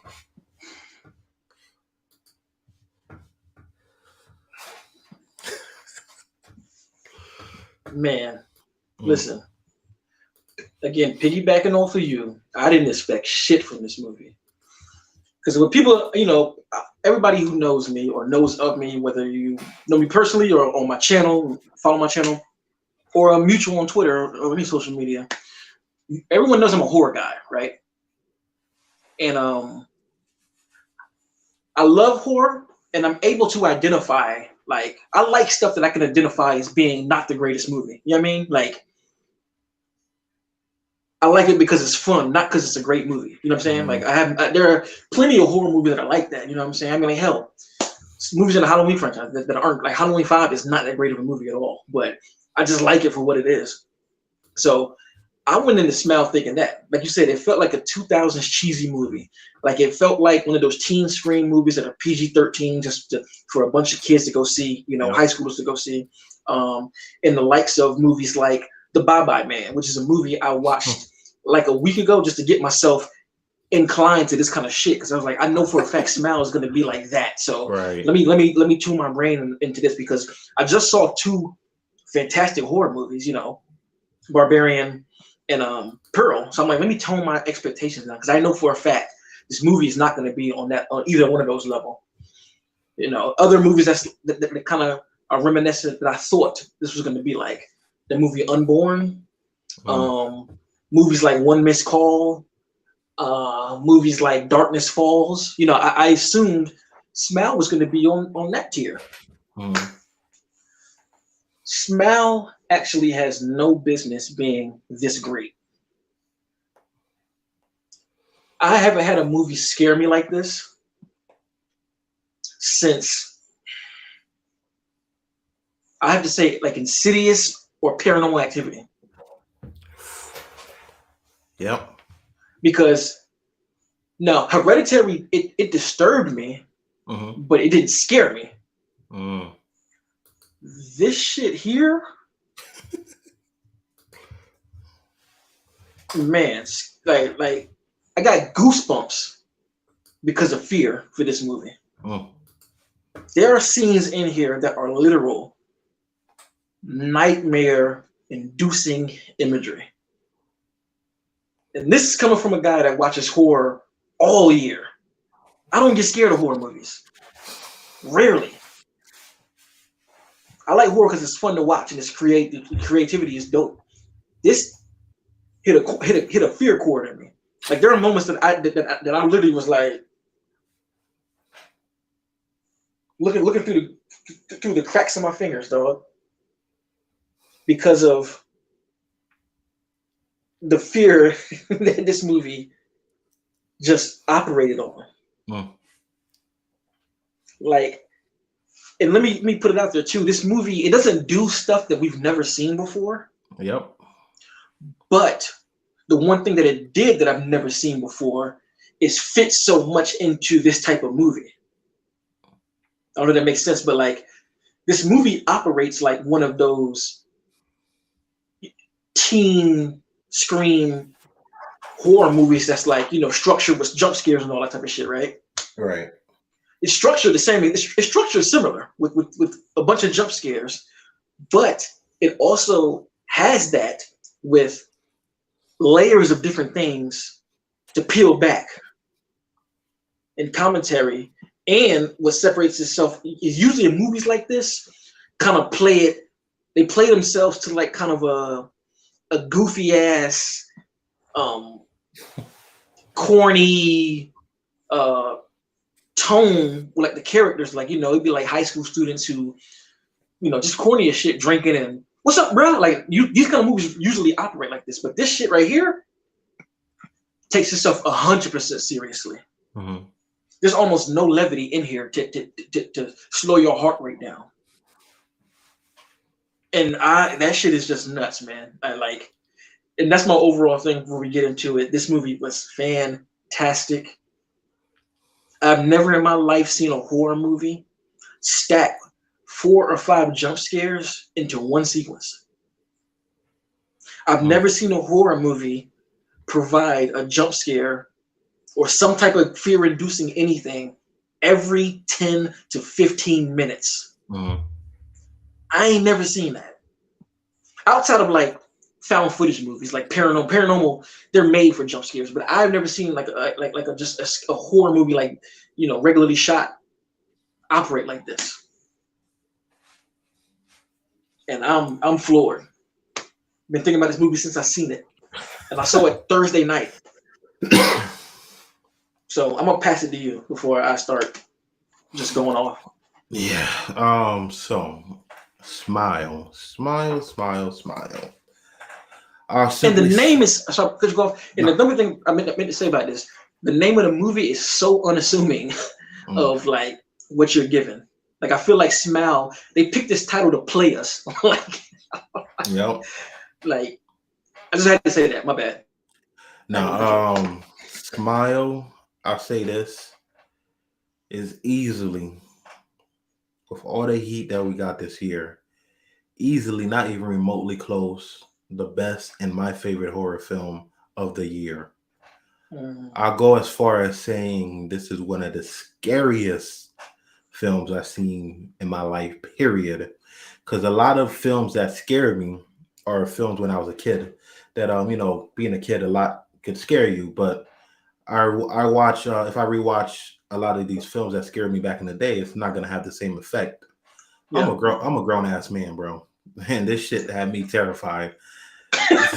Like, that speaks volumes in itself.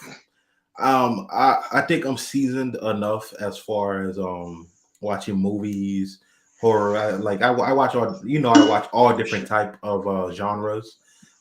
You know, it's my thing to say that, you know, I don't necessarily have a favorite genre. I just watch all different genres. But, you know, horror, I pay close attention to, because to me, the horror genre is a special type of genre. I put it in the same field as a comedy because their role, unlike other films, are to inflict emotion, to get raw emotions out of you. Comedy, they have to make you laugh, or it fails as far as a comedy. Horror, you need to be afraid, feel uneasy, tension, you know, turn on your fight or flight. Like they have particular things they have to do as far a horror to call it a good and successful horror film. I jumped twice in this watching this movie. Twice, like physically jumped out my seat watching this movie. I don't do that. I watch the worst of the worst horror films. A lot of this stuff is like you see it coming a mile away and stuff like this. This has jump scares in it that you do see coming, but it's executed so fucking well.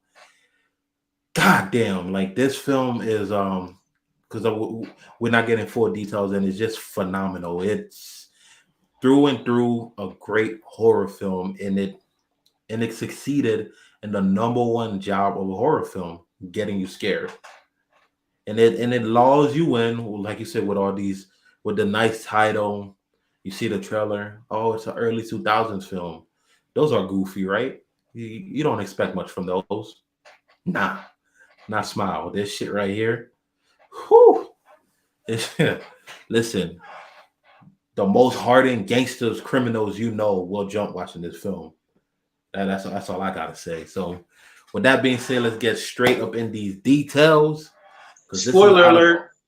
If Yes. you ain't seen this movie, get the hell out because we're getting it in. Spoiler alert, because this is the movie out of all movies we're talking about today. I wanted to talk about the most because it's the freshest in my mind because me too. Barbarian was early September. I just saw it this past week. We both did. So yeah. The floors are yours. Let's get into the details. Let me know how you feeling. Let's talk about it.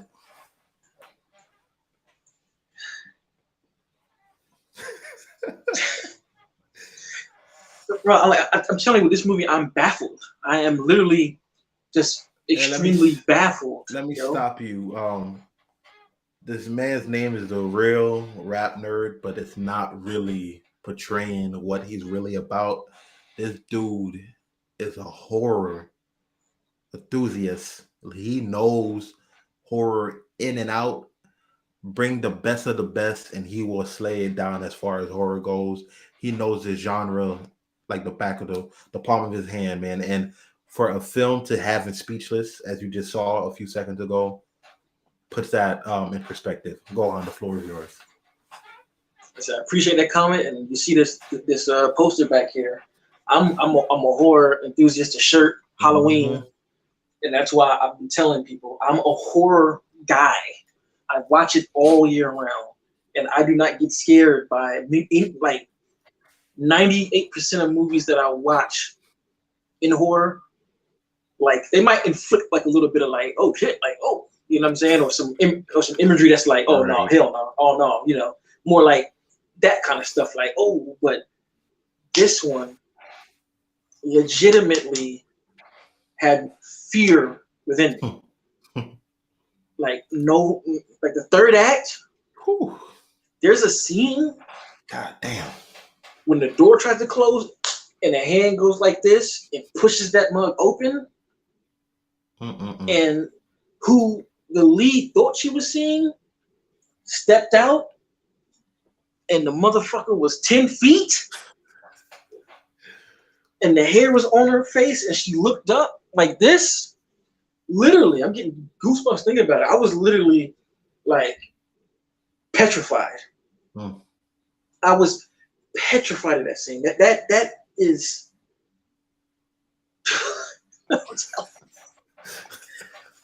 Yo, you told me you jumped twice. You cold-blooded. Cause I'm telling you, I was so thrown off by this movie that I jumped in immense amount of times. No, I meant like physically, like jump out. Like there's a bunch of other times, like I like oh, like little things. I'm talking about arm off the arm bar. Like I'm like oh shit, like that twice.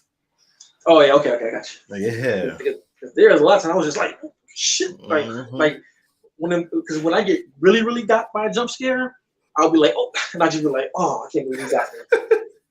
That's I how I cannot felt. believe I felt the I just same got me. way. And I got so many times. And again, I'm saying this, and like I said, like, I'm confused and just not confused, but I'm just shocked because the trailer, like we said, it sells itself as a Mm-hmm. goofy ass movie. Mm-hmm. Even the concept, like smile, and even the scenes in the trailer feel nothing like they are in the movie. And I Perfect. don't, and I'm just like confused at how they did that.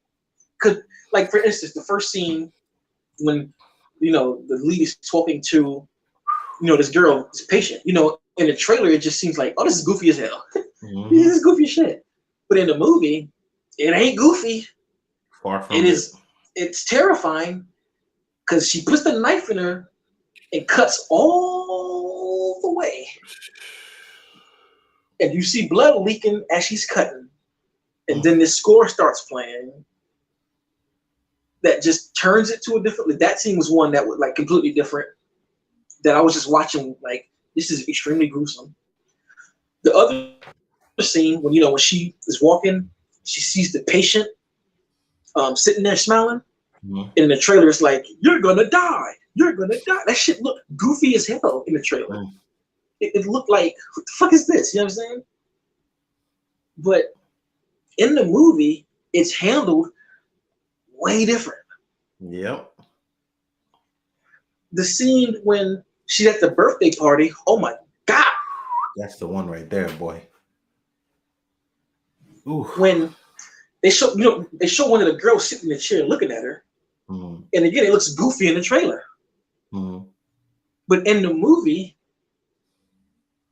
it ain't that. Mm-mm. Like,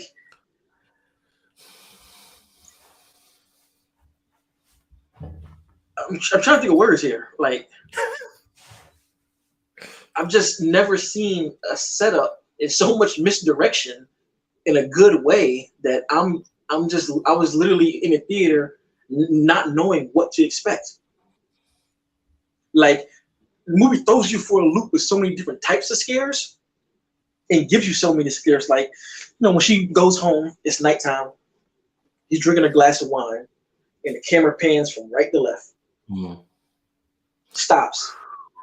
You see the patient who killed herself sitting in the dark with the same smile. Not even. I don't know if that happened to you, but the panning, it took some time for my eye to adjust because they I don't know if it's a color grading. They did it so well where it only feels that her face is visible with a Yeah. smile. But you have to you're like, oh shit, are you seeing what you think you're seeing? And that's the part about it, because the camera stops on it to let you sit there and look at the shit. Yes, yes. And you're and again, the way they have it colored and the way they had the scene lit, you're just sitting there looking like,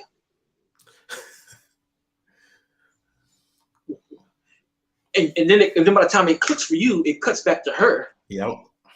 And the house alarm goes off. Jump scare number one, what scares seeing the lady is his first scare. Not really a jump scare, but it's one scare that's already elevating your heart rate. Cuts to her, alarm cuts on, jump scare number two, where you're like, oh shit. Your heart is already there. Mm-hmm. She walks over, cuts this thing off. You think it's cool. Then the fucking phone rings. I was just like, chill out. Like there were so many moments that they kept stacking scares and scares and scares that I literally was like, yo, they gotta chill, dog. They gotta chill. Like this is too much right now. Like you need to, and for me to say that.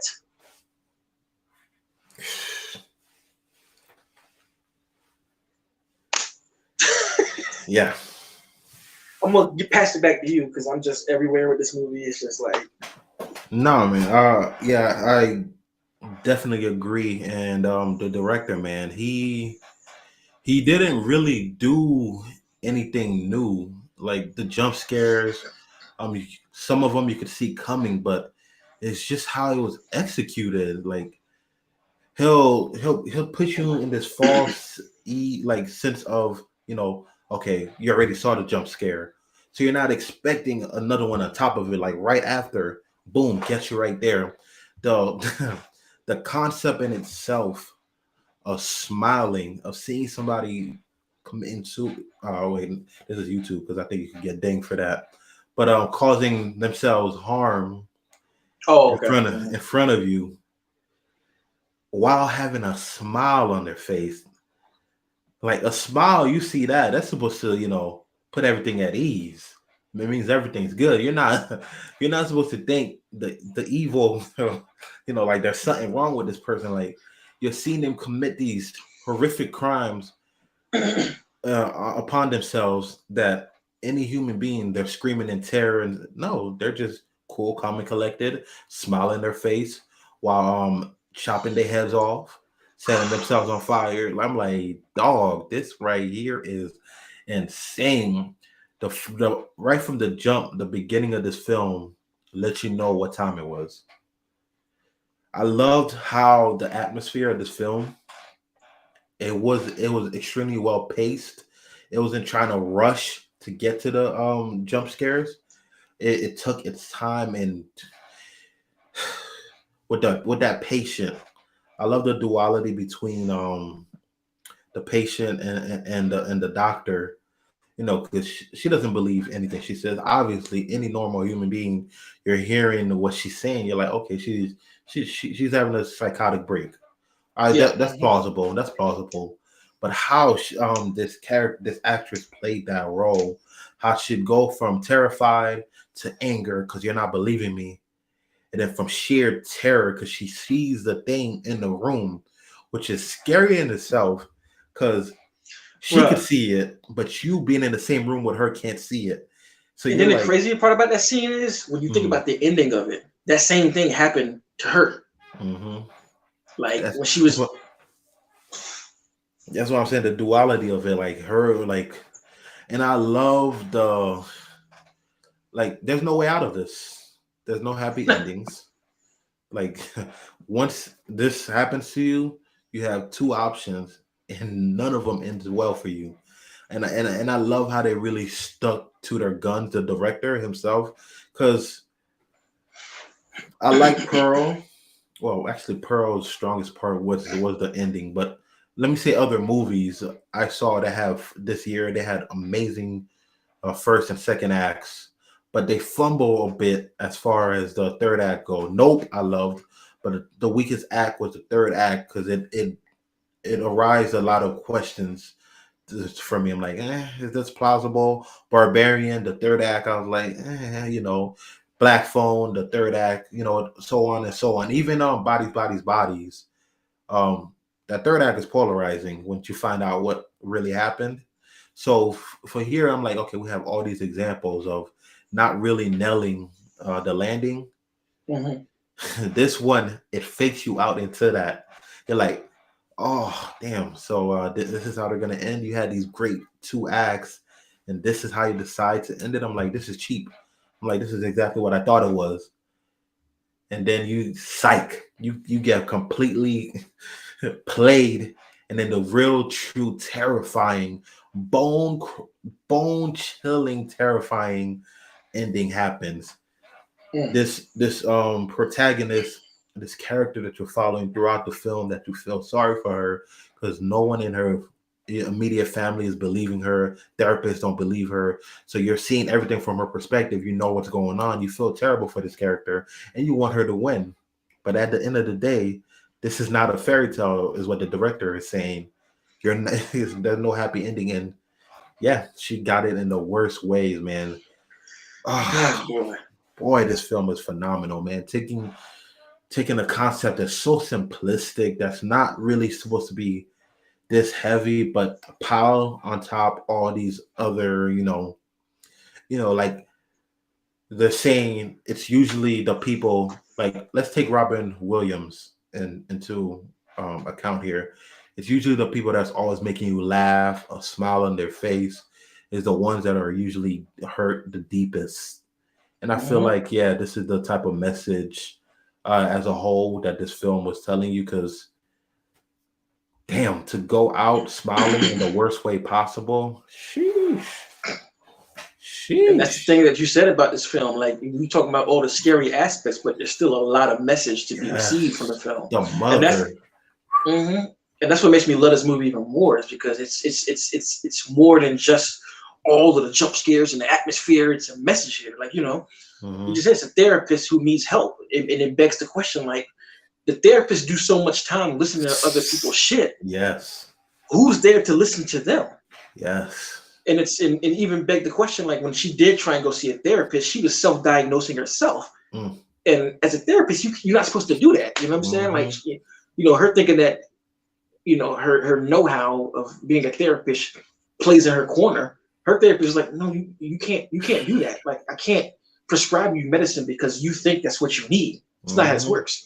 You know, it asks that question. And it also is I feel like one of the connections in what is it, commentary is making his own trauma. Mm. How the idea of what is it, genetic trauma that you can pass down to others, Oh, your yeah. sensitivity to trauma. And I just love how they use that. Like even when for the birthday party, she tries to go back to her sister's house and she's like, you traumatized him forever. And it's like, so now it's that trauma right there is getting Not passed just down to him. that though, because after saying that, she goes in the car and there is a jump scare that it's actually in the trailer, which I would have hoped they didn't put that one in there. After she talks to the sister and all that, they part ways. It doesn't end well. You see her go back in the car, and then the sister follows, comes out. She comes back out, and she's walking. Us, we know, but I feel like anybody that didn't see the trailer, you're legit believe that's the sister because they just had an argument. She's like, all right, Mm-hmm. maybe I don't want my sister to drive, feeling that I hate her. This is the third. So I'm like, excellent. And then you see it walk up, and it does this weird. I've never seen a scare like this in my life. I'm like, holy shit! Like Fucking head. twist, contorted, like swapping back and forth, smiling, and you see her freaking out in the car. But there's no, I don't think there's sound, right? You just see her banging her head, punching, getting mad, and then you see the camera's panning back out, The and you son's see the looking. yes. I'm like, I that's was gonna. I trauma was right just gonna say there. that too. I was gonna say that too. Like Hmm. it's layers of trauma that now you done gave your son, and it's one of the reasons why I want a sequel because it's kind of like now her sister has to live with that. Like the last time you spoke to your sister was Yes, on bad terms, and she killed the herself. husband as well, though. Yeah, the last time y'all spoke to your wife, your sister was on bad terms, and then she just killed herself. You know what I mean? It's just like there's so much room for a sequel. I swear to God, I hope we get this because I agree 1,000%.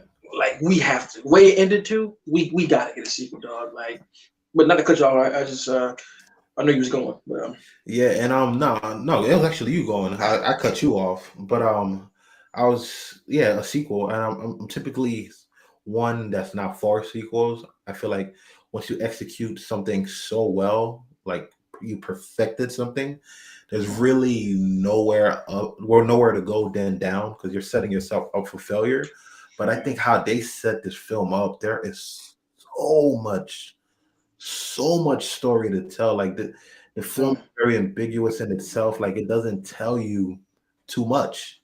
Like mm-hmm. you don't understand why this is happening in the first place. You don't Nope, understand what the entity is itself. The nope. ending, the ending itself travels on to somebody else as well. Like the what you're talking about, the grief of the husband, of the sister, like damn. And also not just that, her her reputation is tarnished. Mm-hmm. Nobody but the cop will believe her. So Mm-hmm. from everybody else's standpoint, she just had a psychotic break and offed herself. Like Mm-hmm. everybody saw like it was getting worse and worse and worse. And that's why that scene in the birthday party was so excellent. From everybody's standpoint, you watching that unfold, oh, she's batshit crazy. Without a doubt, she's batshit crazy. This film is so deep and like I can't get over how a concept this simplistic has so much layers to it. Like I understood. I understand the similarities in It Follows. I'm hearing people calling this film a cheap imitation of It Follows. This and a No, third. But to fuck me, out of here for anybody who said that. I yes, just watched It Follows a week ago, and this shit ain't nothing. Like, I'm not gonna get pissed because I really hate that movie fans do this type of shit, man. Mhm. Like, because they see one commonality, Yes, they yes, automatically yes, be like, yes. oh, this is just like it's trying to like, bro. Mad movies is common, fam. It's Like, like cinema's how old? Like you're gonna see similarities, and also it's called like if I see something that's dope and that shit inspires me. All right, this is a jumping pad. I'm gonna see this. I'm gonna do my own take in it, and I feel mm-hmm, like It Follows is a great movie. Definitely a definitely, great movie. Phenomenal movie. As far as the horror spectrum goes, it's I don't think it gets the flowers it deserves. it done, So it done. yeah, but yeah, phenomenal. But these are two polar opposites. It Follows does not go as deep as No, this I was one gonna say that. does. No, Yeah, and to be honest, It Follows kind of takes the easy route as far as the ending goes. This one commits fully, yeah. 100%. Like Mm-hmm. it's gruesome. It makes you feel uneasy.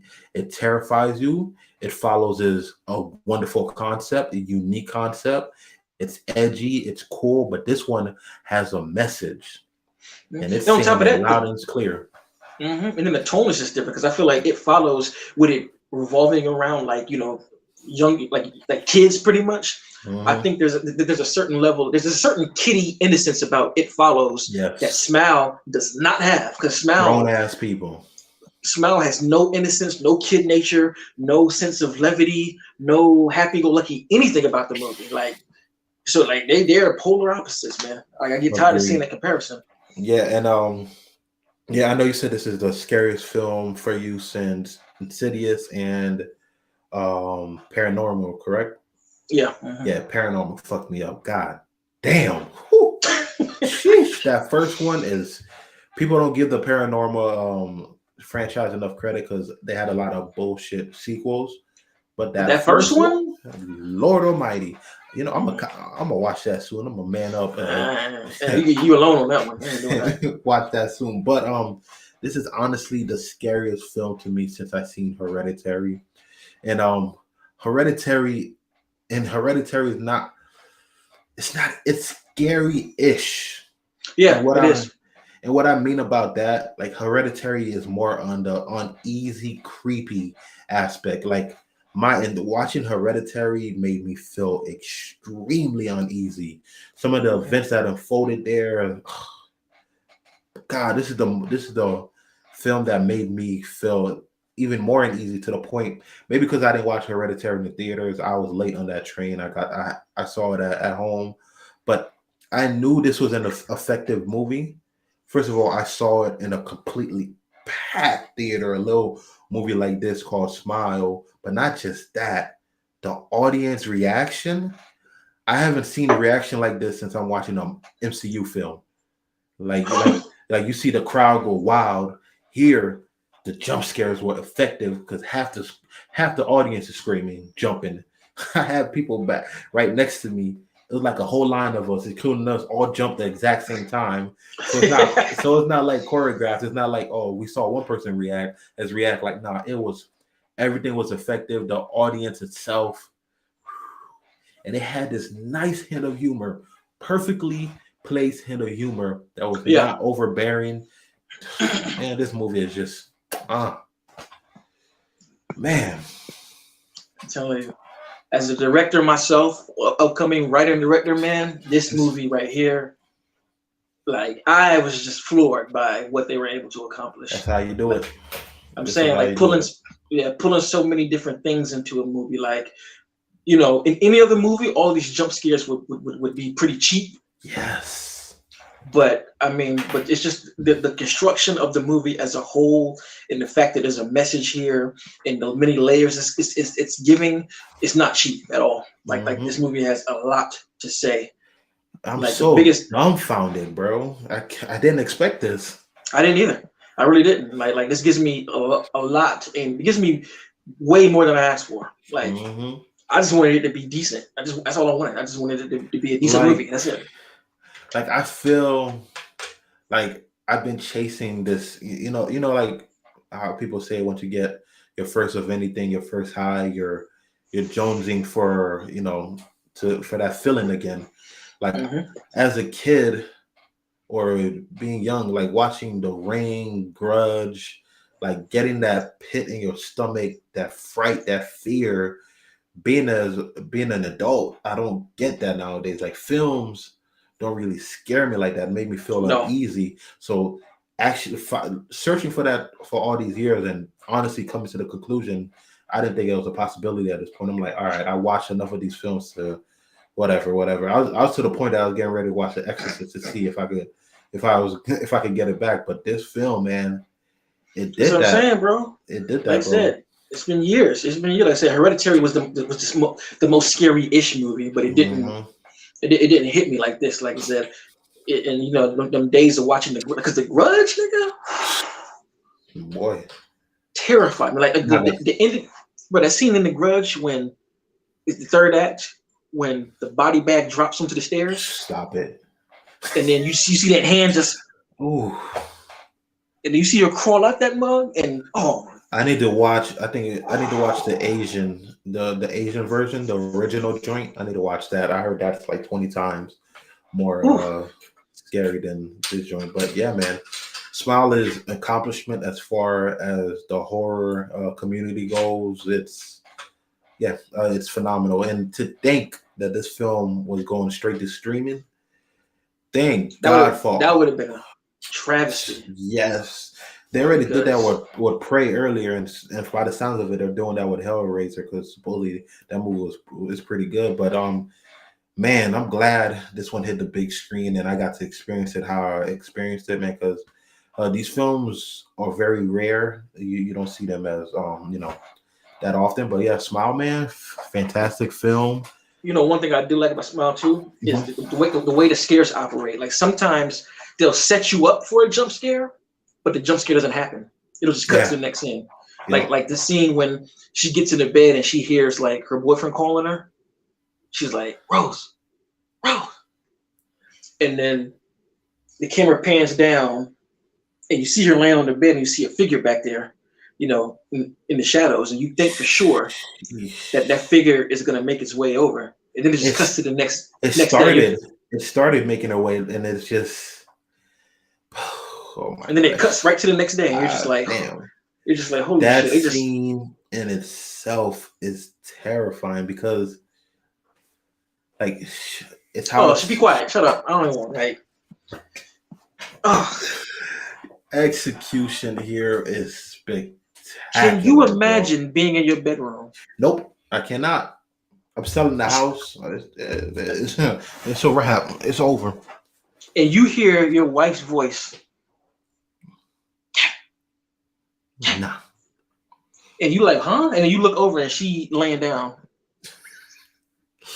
That kind of reminds me of damn. What was that movie from David Steinberg?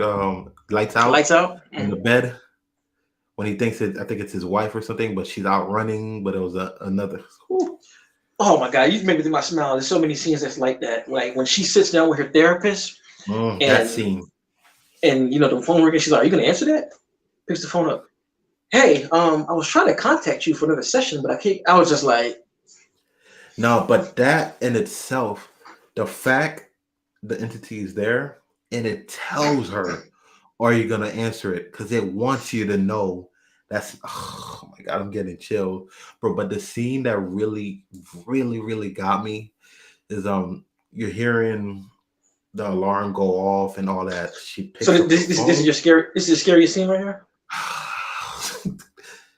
Because I was gonna ask that too. Which scare got you the No. most? Ooh, the scariest scene. Nah, that's not my scariest. The scariest when she's playing back the recording. Oh, That's it's the setup on that scene and how I believe that's a continuous scene too, because something else happened earlier. Like it just that scene just spans out for like 3 minutes, and then that was just a conclusion to it. I'm drawing a blank what actually happened. I think no, I think the beginning of the scene is when the phone call happened, and then it just prescribed for like 3 minutes, and then that scene when she's playing back the recording she had with the patient that the thing happened to, and then she thinks she hears something, which she does. So she just keeps playing that to that part over and over and over again so she could hear it clearly. And then she's playing it over again. And then one time she goes to that part, it's gone. You're like, and she's going closer. I'm like, oh shit, what's about to happen? And boom, out of nowhere. I'm like, oh yeah, yeah, they trying to give a brother a heart attack. I almost front flipped out of my seat when that happened, you know. Boy, like, what was your scene? The one that got me the most.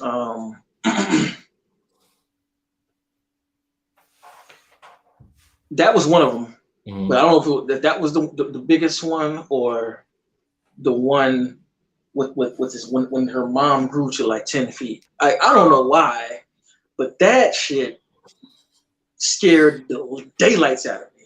Like, I think it was the way it's set up because, you know, she having a conversation with her mom and she says all that crazy stuff. And oh boy. And then the fact that she does what the audience was gonna do, like she like says nope, and she backs up and closes the door. I'm thinking the door is just gonna close and it stops. And then again, like the hand comes across, and I'm just like, oh shit, here we go. I'm like, here we go. But I didn't expect that to happen. Like I expected like her to be the same size. So for the door to open and she crawls out and she's 10 feet, like it almost reminded me of that scene on It Follows when that tall dude walked in. Exactly what I was thinking. Exactly. And so for her to just crawl through and just step up and she just keeps going up and up and up. And then they actually show her, the face, man. It's the face of the thing that's just like, because the face is so scary because it actually looks like a real person, but just fucked up. Like, but the thing is, though, you're asking yourself, is that really a person or is that the last victim or something? That's what I'm saying.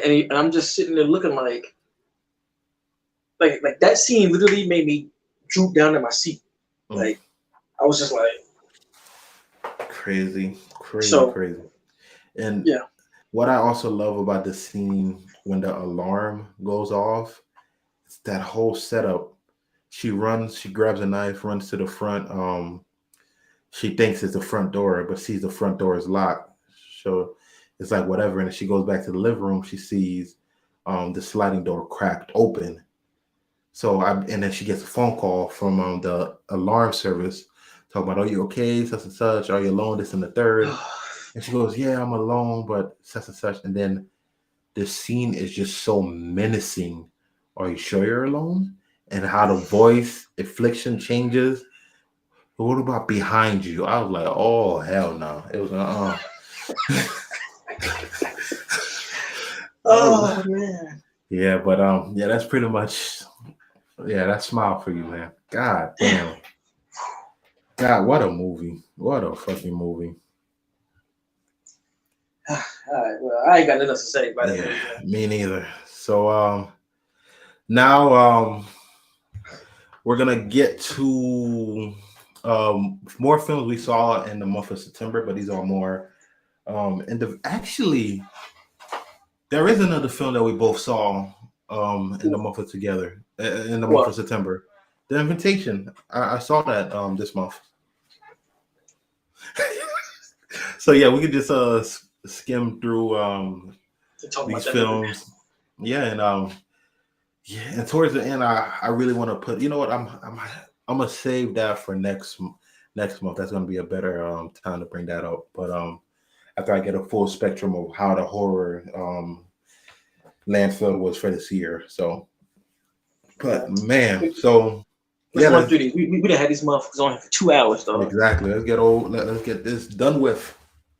All right, so I guess I'll start first with a movie I saw this month that you didn't see, and I did a review on my channel, slamming the gavel on it. Jeepers Creepers Weak Ass 3. I mean, not 3. Reborn, whatever the hell that bullshit was called. That's the fourth one, right? I don't know. I don't care. It was just god awful, terrible. I have a rant video going off for about 15 minutes. So if you are interested in my thoughts further, why I didn't like it, go see that. But it sucks and fucking terrible. So yeah, that's one. That's one. God damn. All What you right. laughing? No, it's just you didn't miss any words. You went straight Shit for is it. awful, bro. I don't recommend anybody seeing that movie. Yeah. Like, no. So now I'm gonna talk about two films actually because these are both re-releases that I saw in the month. I saw the re-release of Spider-Man No Way Home. It's I wouldn't tell anybody to waste their money and go rewatch it because it's pretty much the same film with just extra like 13 minutes added, and a lot of the scenes that added or it's just scenes that we saw they just added a few minutes more, and it doesn't really bring anything to the film. And there's one particular whole new scene added, and it drags the film tremendously. And I understand why it was removed in the first place. It was pretty much of little substance.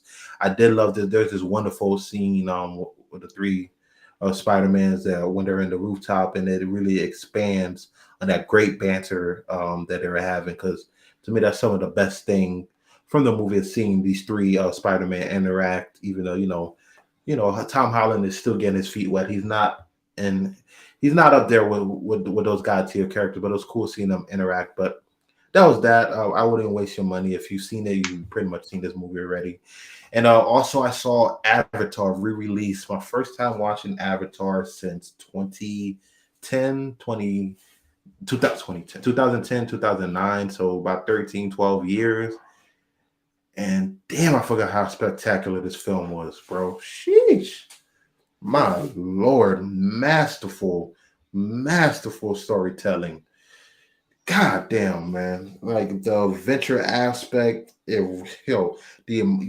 so much emotion is portrayed from these characters, and it's like 3D models of these. It's not even real human being, and you feel for these characters.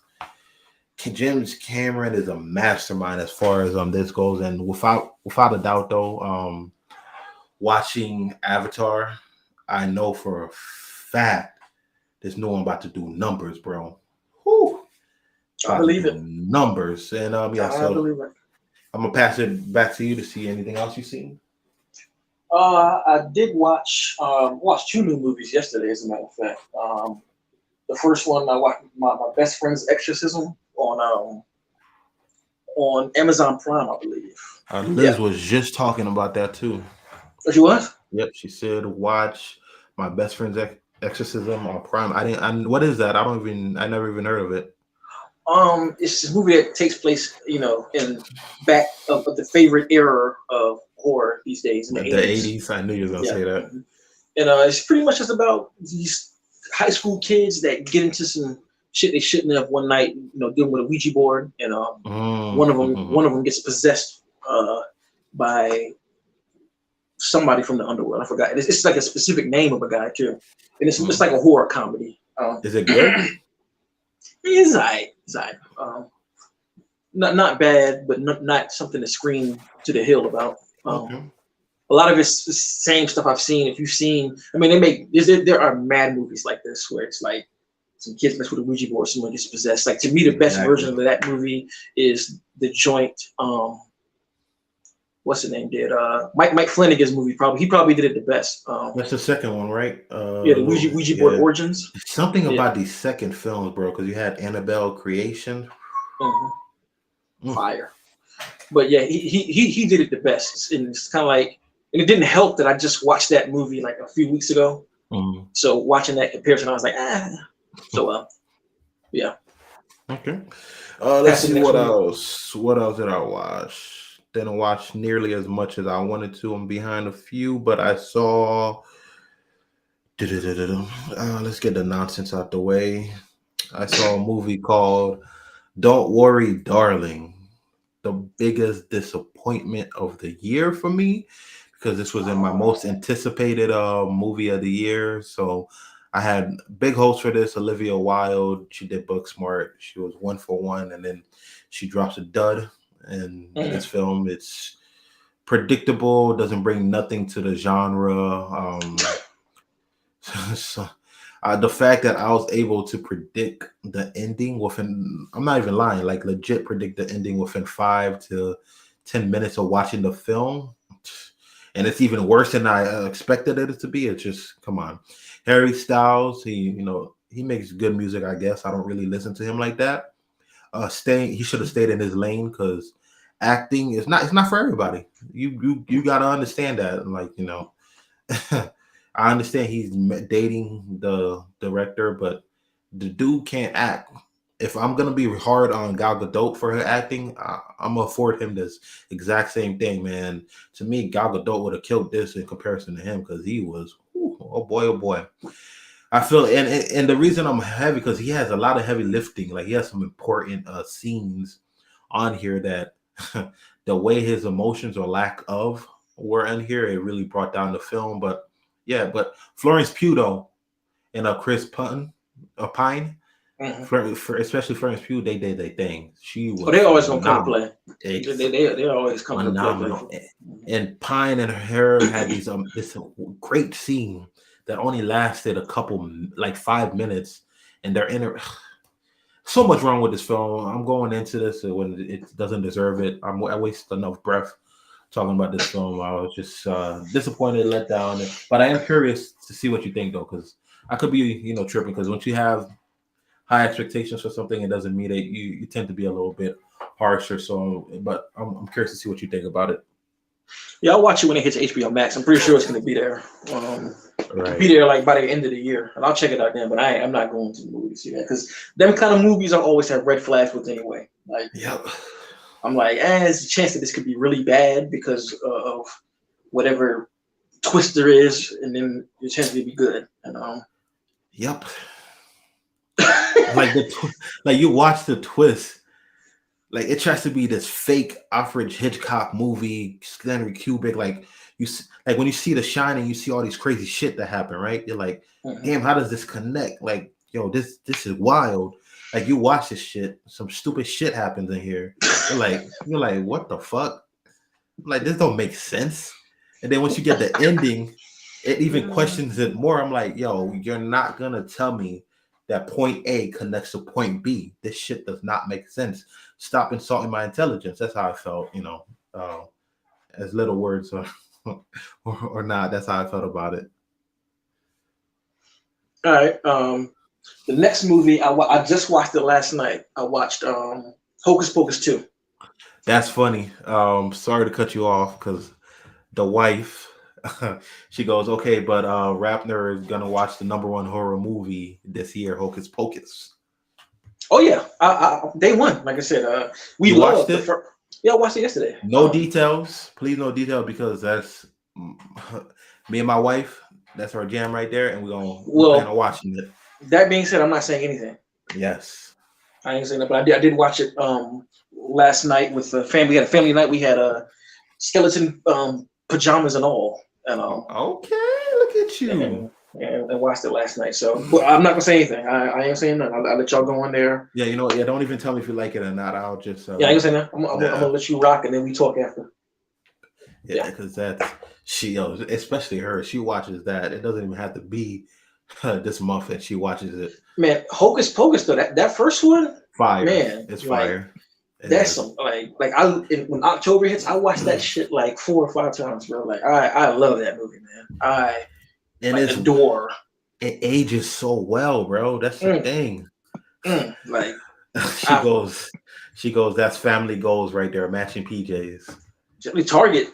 They got skeleton, pumpkin, and one other one, like a little onesies. Not onesies, the top and bottom long sleeve. Well, I'll be in that. That's for sure. But I love the first one, so like I was hyped. I'm like, yeah, the second one, let's go, because that first one, man. Yeah. The funny thing about the first one I always laugh at is how they ran that dude for his sneakers. I was like, damn, them niggas is cold, Yo, he walked up the sun and was like, nice sneakers. Let me try them on. I was like, damn. That's funny. Yeah, we're probably gonna watch the first one first because that's more of my thing. I'm weird like that. I like to watch. Even though if I've seen it a million times and I know about it, I like to watch the original first before I watch something. So Yeah, but yeah, they Hocus Pocus made a surprise. And that's it Huh? for me. Oh, that's That's it. all. Yeah, that's all of the other new movies I So watched for the month. you're not gonna talk about it? Talk about what? The invitation. You're not. You just gonna skim through it. I mean, what's there to say? You a horror guy. It's a horror movie. Okay, the invitation. I mean, it ain't. It's not bad. Um, it's not good either. It's just kind of like.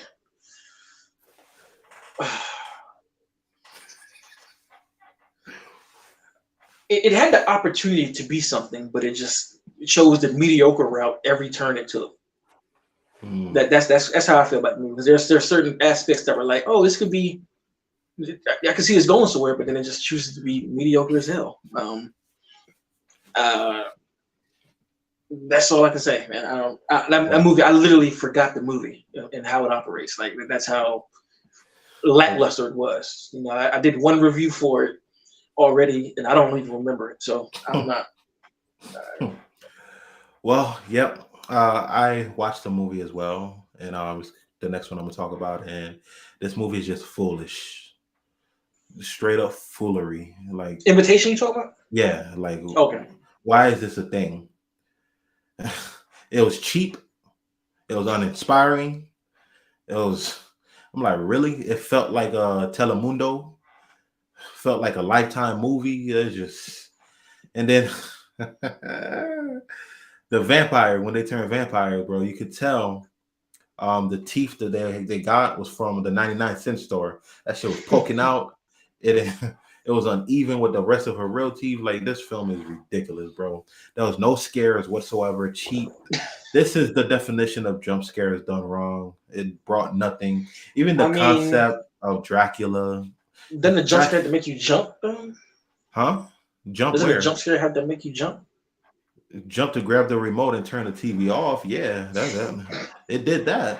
That's for sure. The concept of Dracula here was I've seen Dracula handled and done better so many times. And you being Dracula and you getting taken out by a newly vampire that knows absolutely nothing about vampirism. But okay, whatever. Anyways, I know I spent too much time on this film because it's not worth it. It's not terrible. I will say it's not terrible. I've seen worse, but if you see the reason why, like I said, it ain't terrible because I saw Jeepers Creepers Reborn. So I'm good off that. Your review said all I needed to know about that one. And last but not least, I'm gonna end this one on a high note. I saw The Woman King. Wow. Oh, that is right. Okay. Wow. Excellent movie, my nigga. Bro, it's in my top 10 of the year. That's all I'll say. This movie, and you an action man, right? The action in here rivals some of the best action you saw this year. And I'm talking about the year that came out with Bullet Train. This year, in a period piece like this that you wouldn't expect, yeah, and right from the jump too, like they let you know what time it is, and seeing African American females in that role kicking ass, and not just like little bro. Yo, the action in here is top notch, bro. The story in itself is phenomenal. I'm not a historian. I didn't go to school to be. I understand. The history may not be accurate. I don't give a fuck. I didn't come in here for a history lesson. It's not the movie's job to instruct me on this stuff. So there's a history channel if you're into that stuff. Go pull up a YouTube video, be fake woke, whatever you want to do. That's none of my concern. The movie as a whole was phenomenal, dog. Viola Davis, she was fully committed to this role, not just as the role, like the persona as itself, like not her acting, but she bulked up, dog. She was brolic. She was menacing when she had to, loving when she needed to. Lashana Lynch. Do you know who Lashana Lynch is? I'm not sure if you're familiar with her. Yeah, I do know her. Yeah. I know her. She needs an action movie, bro. She needs her own franchise. That's how. I mean, just the work that she did in that James Bond movie for a little period of time she was there. She was giving it up like anybody else. Like phenomenal. And this is new. I don't know if she's a newcomer. I'm just not familiar with her. This is my first film I saw in her.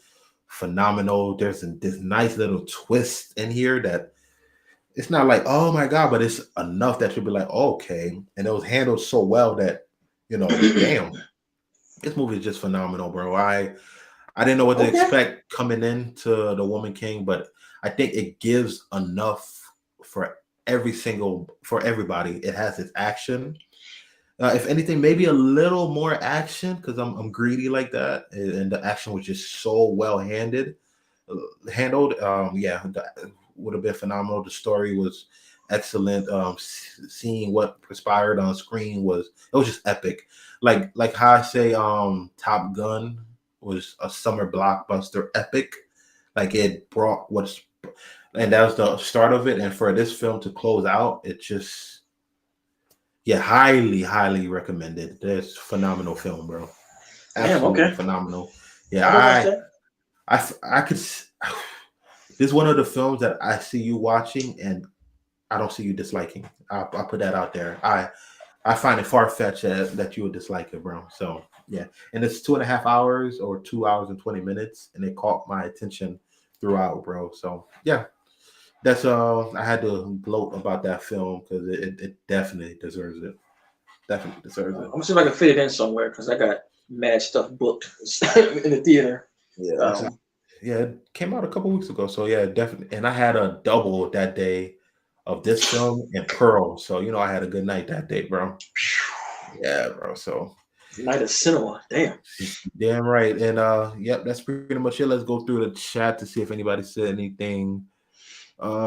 Liz said what's up, and What's what's good? up, Liz? Thank you for watching. She's watching Chucky.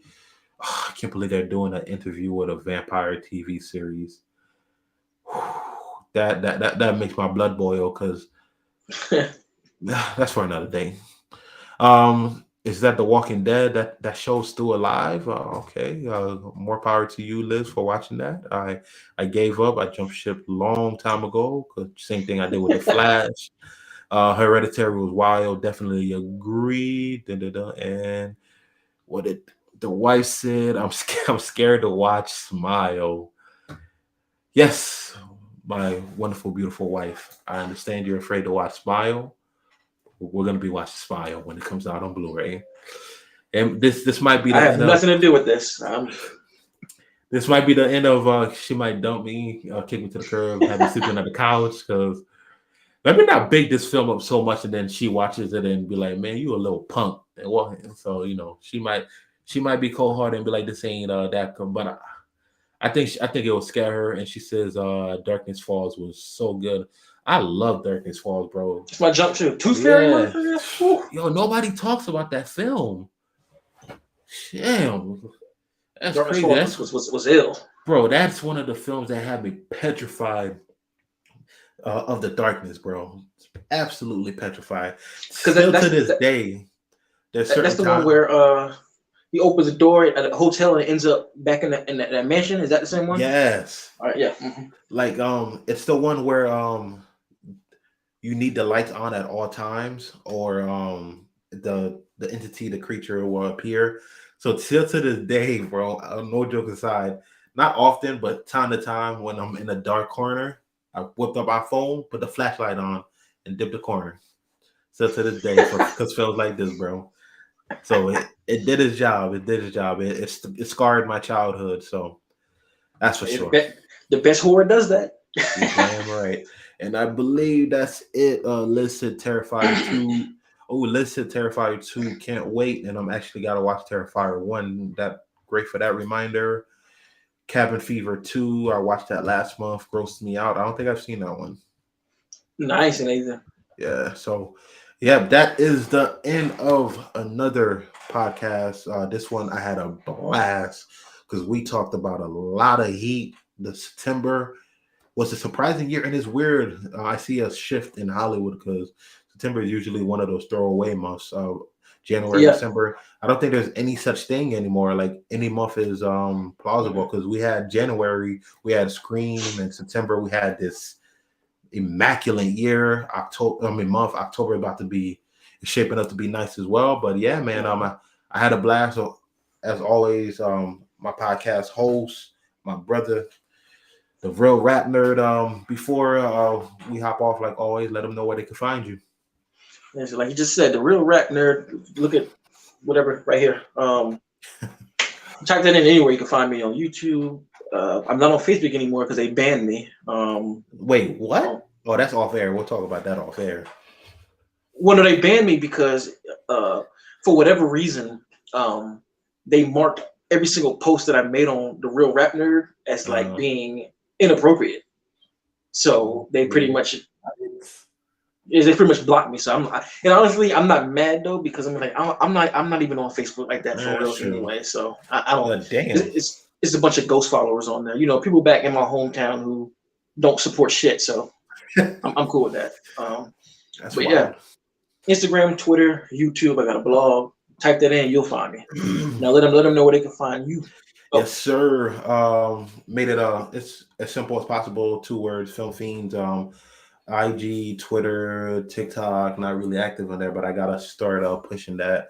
Facebook, not active at all on that, but all social media platforms, Film Fiends. But the real place, and that I'm sure that he could account for that as well, because it's probably the same for him, that I would definitely love for you to find me at, because we put in our work and it's on YouTube.